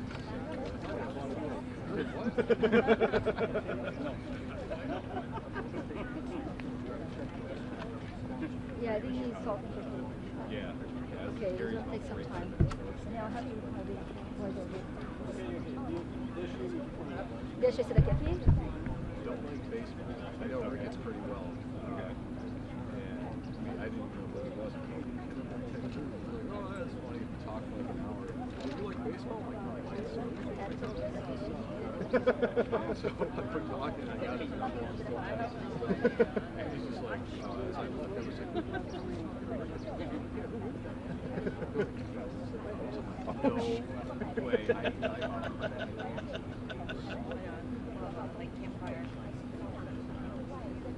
Funny there last year. I have an actual fireplace. Like, it was just There's 4 people, a fire pit. Also does the trucks.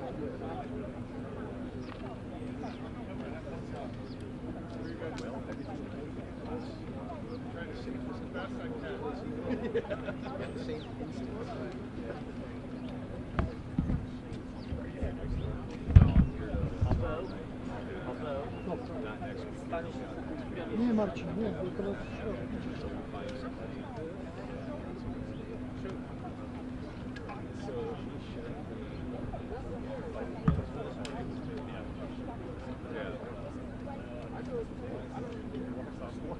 Yeah, I told him the same thing. He's like, "Can you train her this week?" So I tried showing her whatever, and she spent more time discussing like her history. Like, you're in yeah, you know, and I'm like, all right, so this is how we do this. This is how the posting schedule. You gotta have it every day. This, that. I said, we're going through the training process. Like, you know, let's focus on that. We can talk about whatever at lunch. Yeah.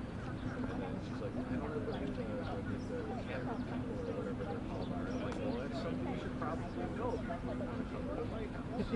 So I'm like, your owner tonight is to go out and everybody. Yeah.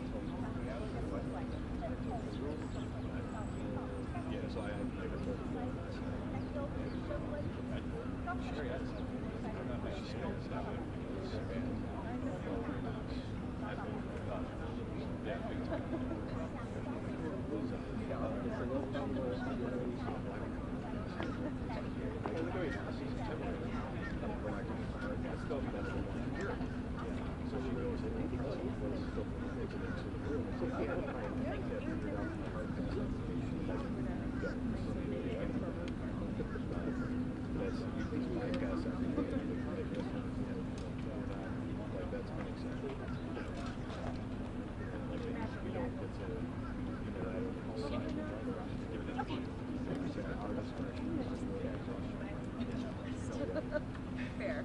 If you would say no, I would.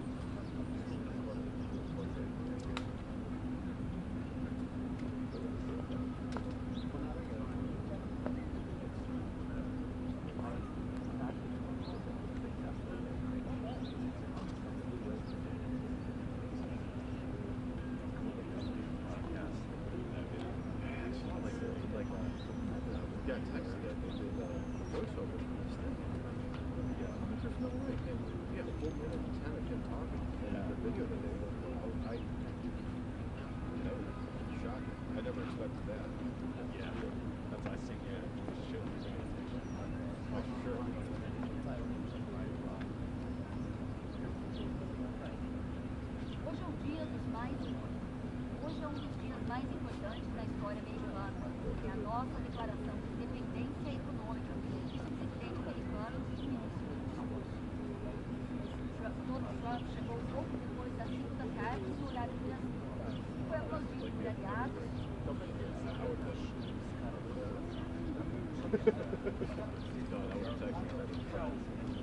Donald Trump chegou pouco depois das 5 da tarde no horário do Brasil. Foi aplaudido por governos e aliados. Donald Trump chegou pouco depois das 5 da tarde no horário do Brasil. Foi aplaudido por governos e aliados. Nenhuma de nossas empresas podem entrar em outros países, sejam amigos ou inimigos. Nenhuma de nossas empresas podem entrar em outros países, sejam amigos ou inimigos. Tá? O amigo é pior do que o inimigo no comércio. Trump disse que tarifas são necessárias para recuperar o que chamou de Trump disse que tarifas são necessárias para recuperar o que chamou de hemorragia dos Estados Unidos e o déficit recorde de 1,1. Trump disse tarifas são necessárias para recuperar o que chamou de hemorragia de emprego nos Estados Unidos e o déficit recorde de $1,2 no ano passado. Declarou essa situação como uma emergência nacional e ameaça o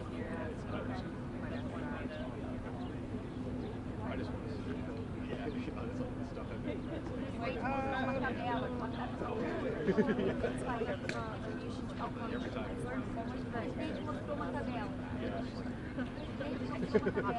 Uma cartolina do país. O presidente mostrou uma tabela. Uma cartolina dos países ao que ele chamou de tarifas. Primeira coluna, país. Lado, percentual diferente, a tarifa modificada. Ao lado, percentual diferente, tarifas monetárias e outros tipos de barreiras comerciais aplicadas nesses países aos produtos americanos. Da coluna da direita, as tarifas que passarão a ser cobradas pelos Estados Unidos. O presidente não deu detalhes de como os cálculos dos percentuais foram feitos. No caso do Brasil, as duas colunas mostravam 10%. Ou seja, o Brasil cobra 10% e será cobrado 10% de tarifa. Vejam os números, eles são tão desproporcionais, tão injustos.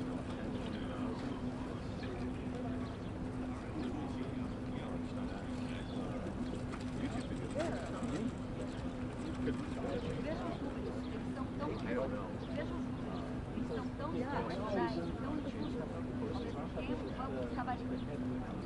Vejam os números, eles são tão desproporcionais, base mínima de 10% para outros países.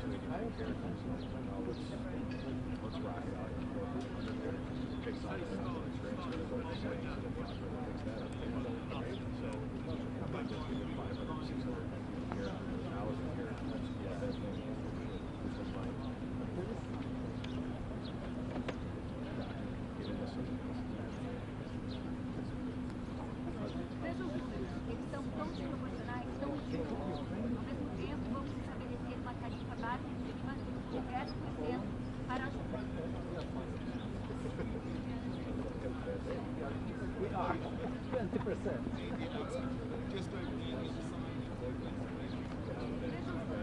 Eles são tão desproporcionais, tão ridículos. Ao mesmo tempo, vamos estabelecer a tarifa base mínima de 10% para outros países para ajudar a reduzir nossa economia e prevenir o fracasso.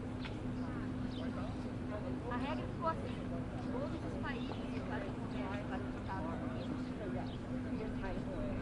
A regra ficou assim: todos os países.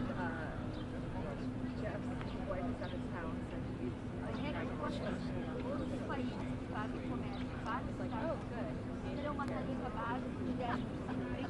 Além disso, cerca de 60 países vão ter uma taxa adicional de acordo com o cálculo feito pela Casa Branca. As tarifas de 10% começam a valer no dia 1 de abril. E as dos países sobre taxa no dia 9 de abril.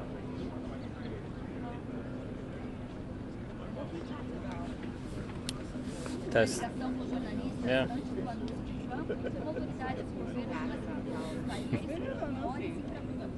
Explicou que eles seriam todos os tipos de barreiras para proteger as eleições, como manipulação monetária, presídios, centralizações e restrições agrícolas. O professor de economia da Universidade de Colômbia, José Sheikman, explica que as eleições devem primeiro sentir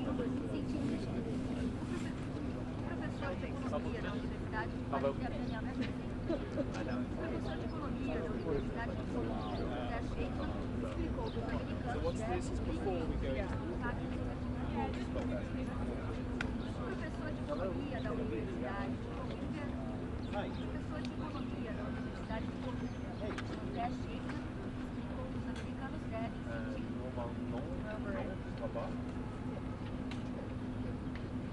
professor de economia da Universidade de Colômbia, José Sheikman, explicou que os americanos devem primeiro sentir o impacto negativo do governo no aumento das inflações.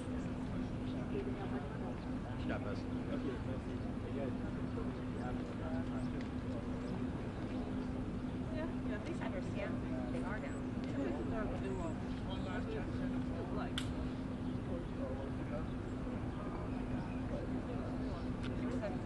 Like 49 minutes long. And I was like, no, you're fine.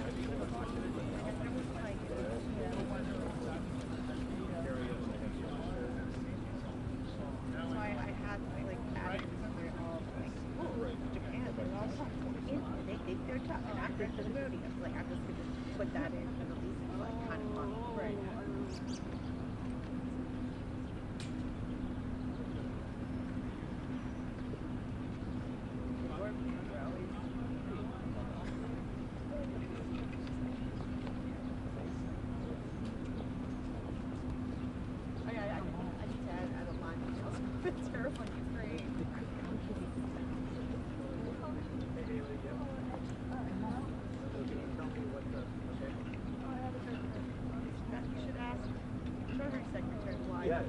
That's your question.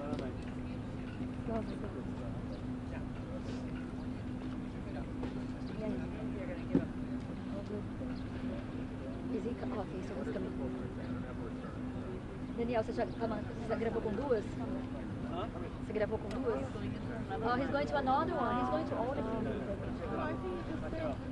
I think he just left one and he's going to another, no? Yeah. He's just going to see. And maybe they're gonna take him out in the other room. There might be another. Yeah, he's going to another one. Sorry to inform. Is that false? I wasn't that. Well, I think she was in the end. I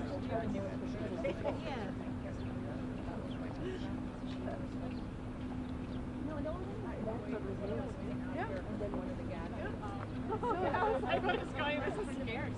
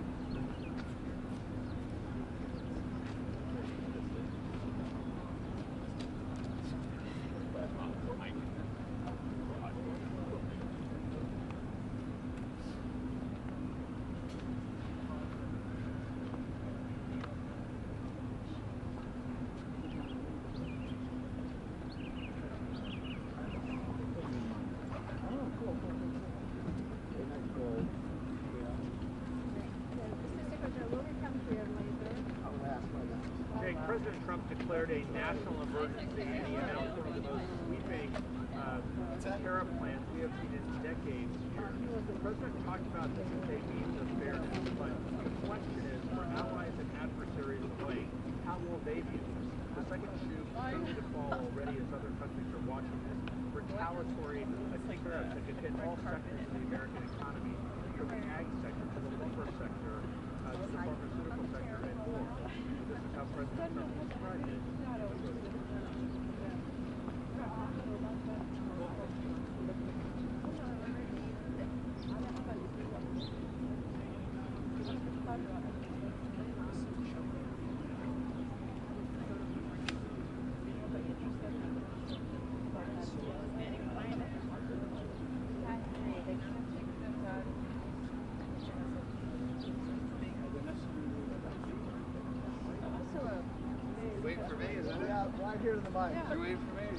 Many decades there, the president said, and that is that at least the World War II era, you have to go back to this type of trade policy that is going to again. Jake, the fallout from this is far-reaching as other countries are learning what retaliatory, what reciprocal tariffs will be. They are sure to respond with retaliatory tariffs. A few examples here. Tariffs on China. Now, in addition to the 34% that was announced this afternoon, it's a 57% tariffs on China goods. Think of what that's going to do for the economy. So there is so much concern, really, throughout the economy. Well, the lawyers say here, Republicans on the budget committee were meeting with the administration to discuss the tariff announcement, along with the budgeting plan. Is designed to extend Trump's tax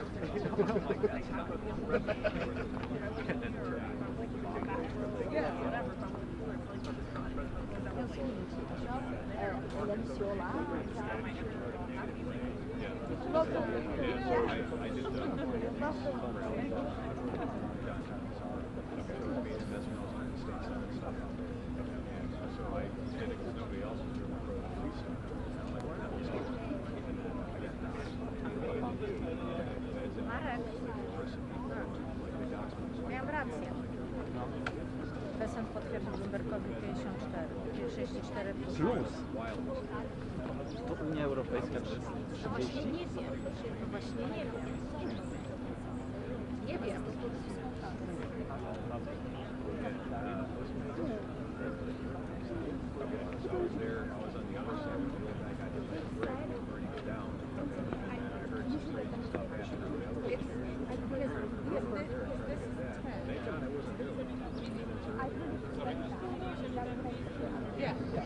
Oi, Dani. Alô? Mas agora? Não, mas agora eu tô esperando, tá chegando o secretário de Comércio do Tesouro aqui. Mas não tá chegando. Não chegou, Daniel. 20 mil wcześniej. Só que pra gravar, ainda tem que sair daqui. Não, eu vou então lá dentro buscar Tak, o meu... tak, no mówię, na to coś nałożył, teraz jeszcze dołożył. Dá um segundo, vai demorar um pouco. Chyba nie.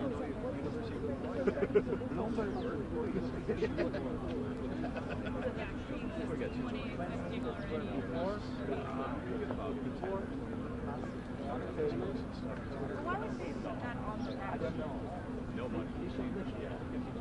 Plus the 20 that or like include next time, next bill again.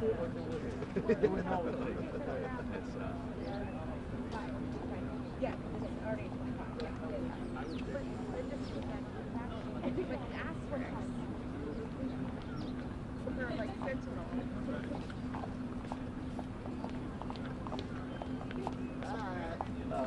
We have just 2 questions, please.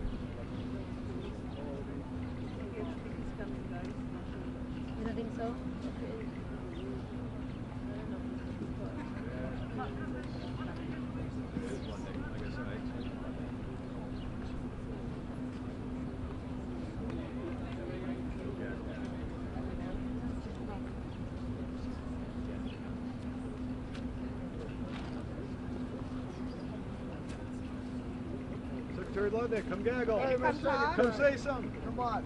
Come say hi. We'll get him when he's done with that.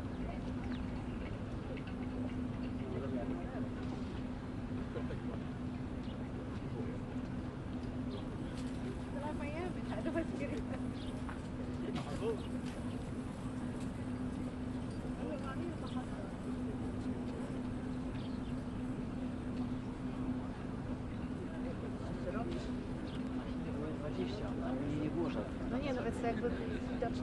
Ja wiem, no więc jest 20.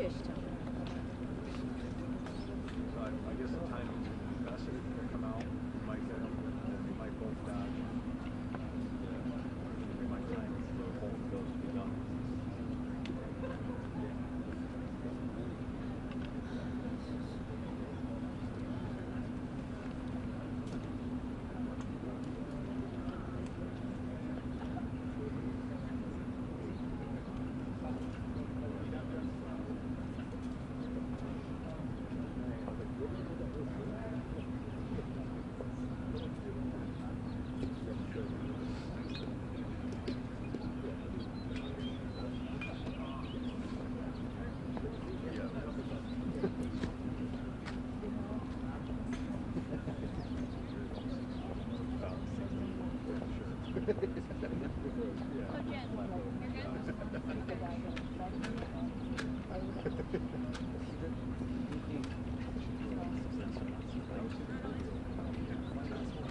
don't want to. I know you are, and he looks okay, but I'm just wondering.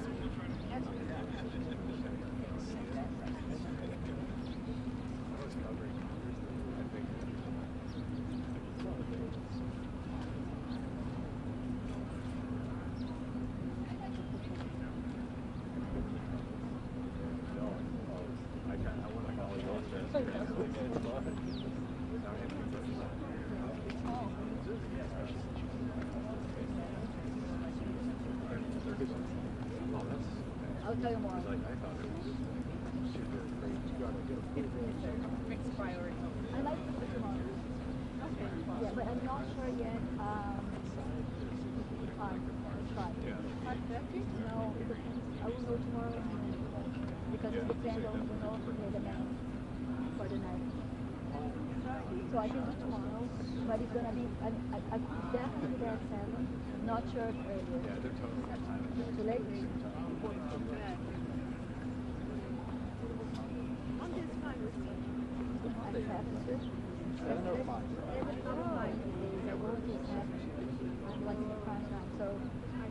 But Maybe you can join. Why don't you leave? Let's do tomorrow. Again, they say both later or later. But I'll try to come tomorrow, hopefully earlier. Actually, no, I can't.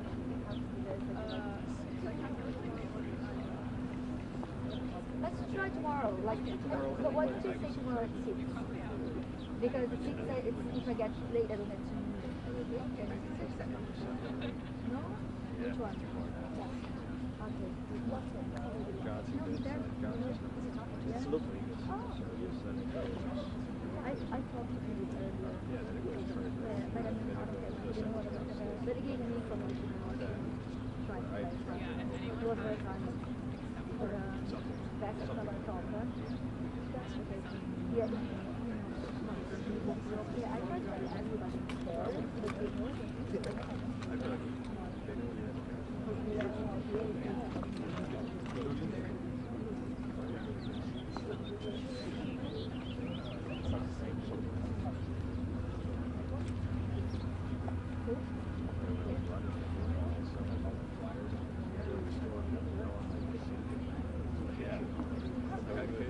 I'm very cold. I wasn't expecting this.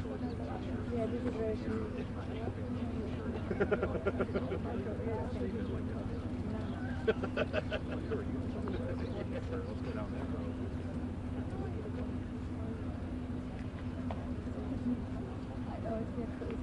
How many times have you gone? There.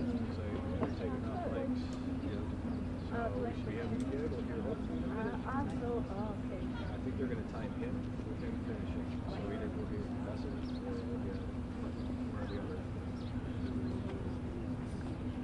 Okay, it's now or never, guys. Not at all. I'll take one or the other day, 1 or 2 days. Oh no. Another one?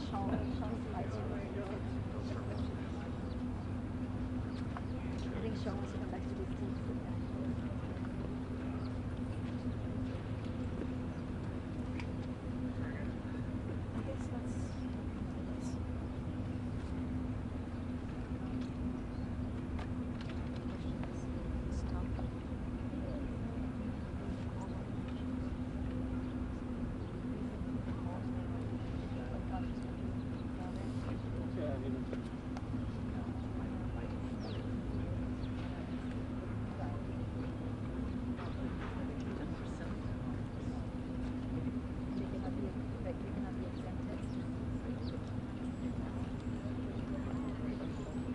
Secretary. Come say hi. Hello. Come gaggle. Mr. Secretary. How you Come doing, on over. Mr. Secretary?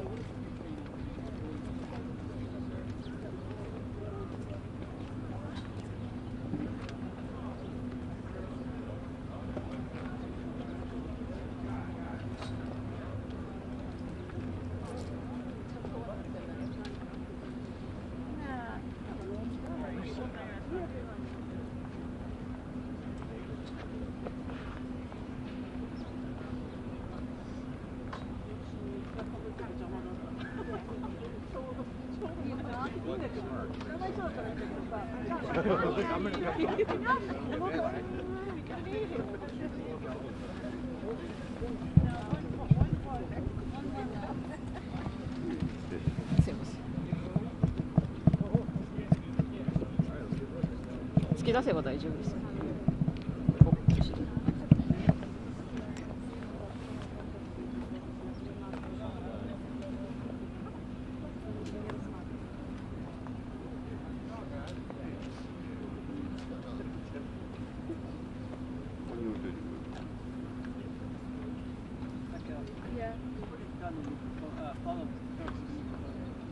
Alô, alô, 1, 2, 1, 2.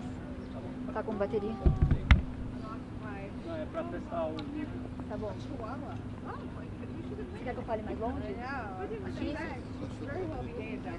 Any questions? Anybody? I think they were not bad. You know, it wasn't a good list. Good.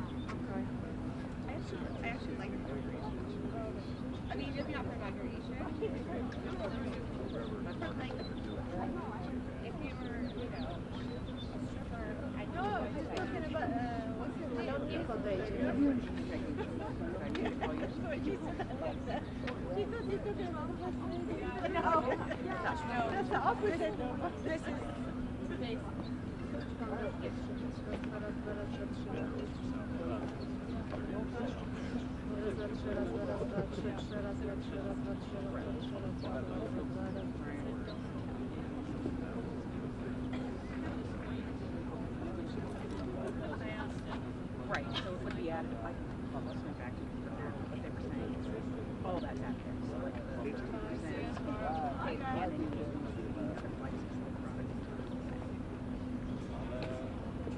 they get added in. Yeah, sorry.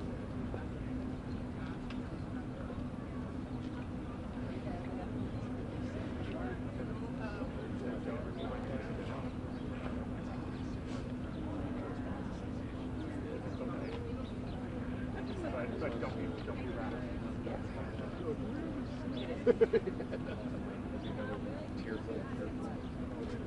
also plus 248, or you know what I mean? Because there's, so it's, this was today's. Nobody's right? The internet's not forever. Oh, anyway. Right. Sorry.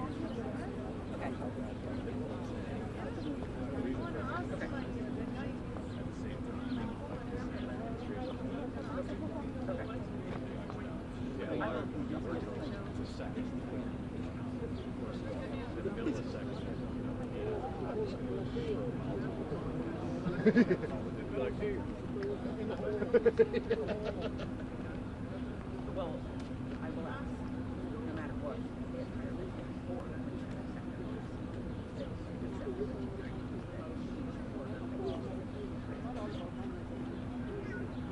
but like, you know, a solar cell that here in 2011 is still not that.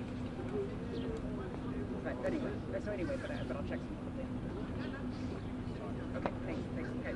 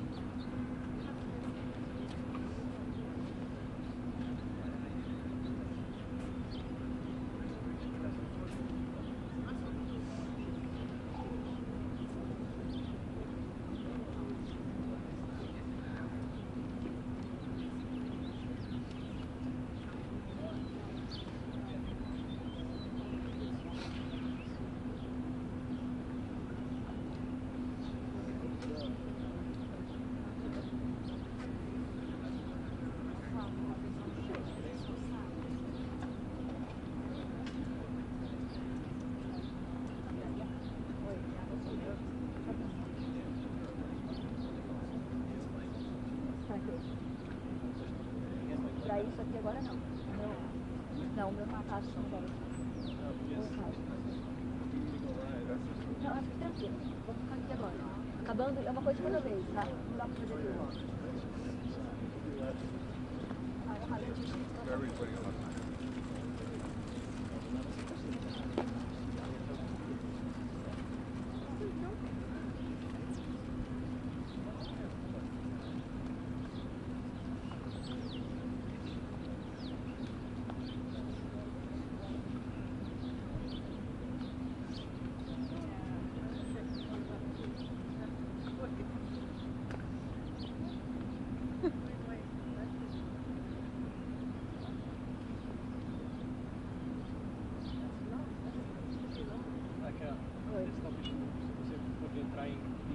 Talvez. Fala que depois você responde. Fala que talvez. Fala que eu já falo, que a gente está esperando. Fala que o secretário está chegando, a gente já responde.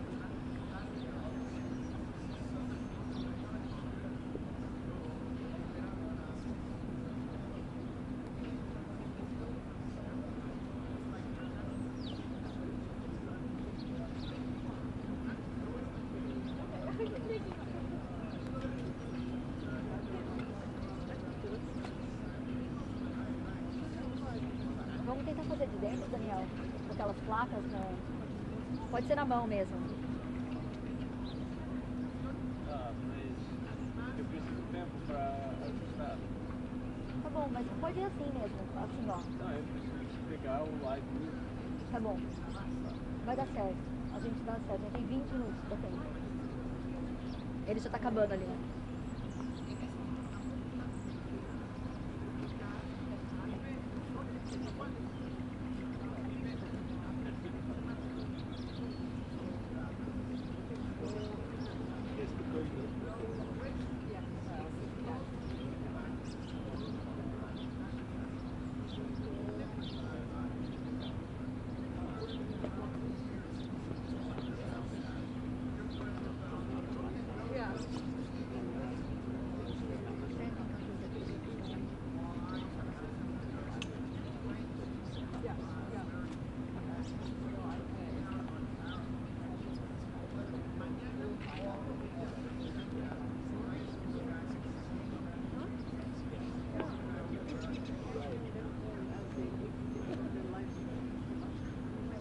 Wrap it up, wrap it up.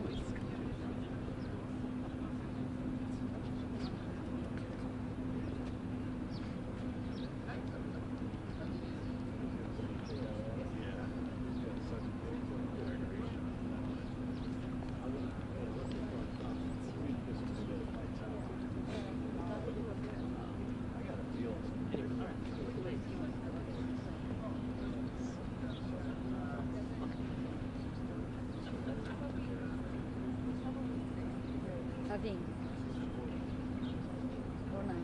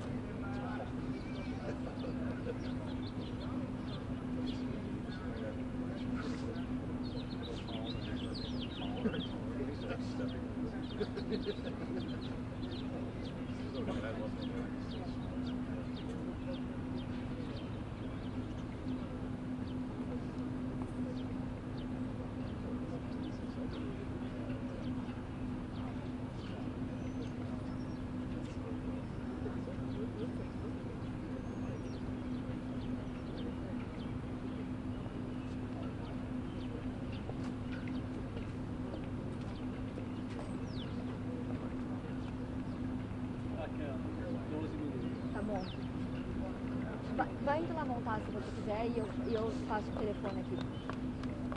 Ele fica pronto, vai falando com ele e eu vou lá dar uma hora no vídeo. Se eles estão pedindo pra você montar.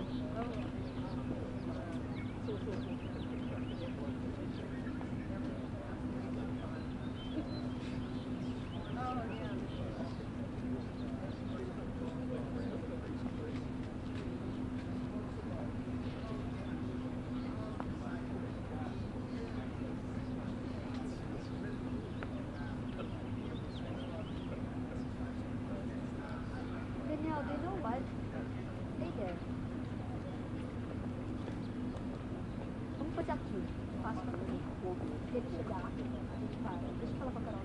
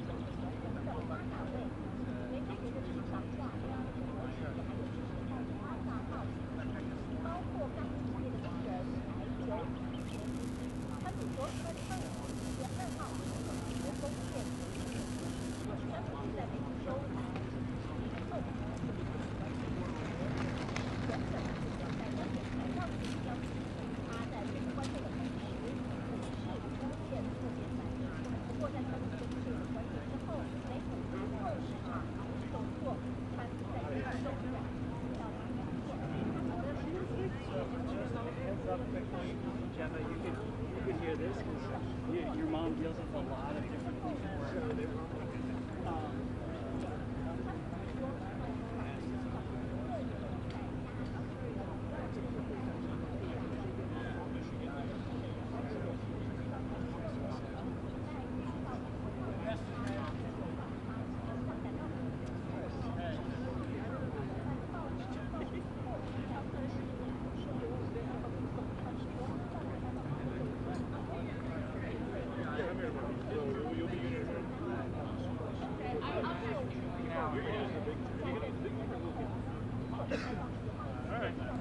Sounds good. See ya. So I guess you haven't heard anything about a live chat. They have one. So yeah. He's doing a second live chat here. I'd love to stay a little. You want to talk to them? Finally, when you guys are leaving, then I started walking. So they asked me to stay a little longer. Okay. You're the best. You're the best. Yeah, so I guess put up bars.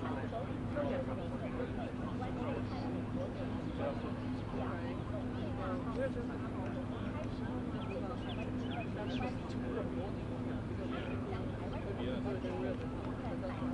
is already 7 o'clock. We haven't said anything about it.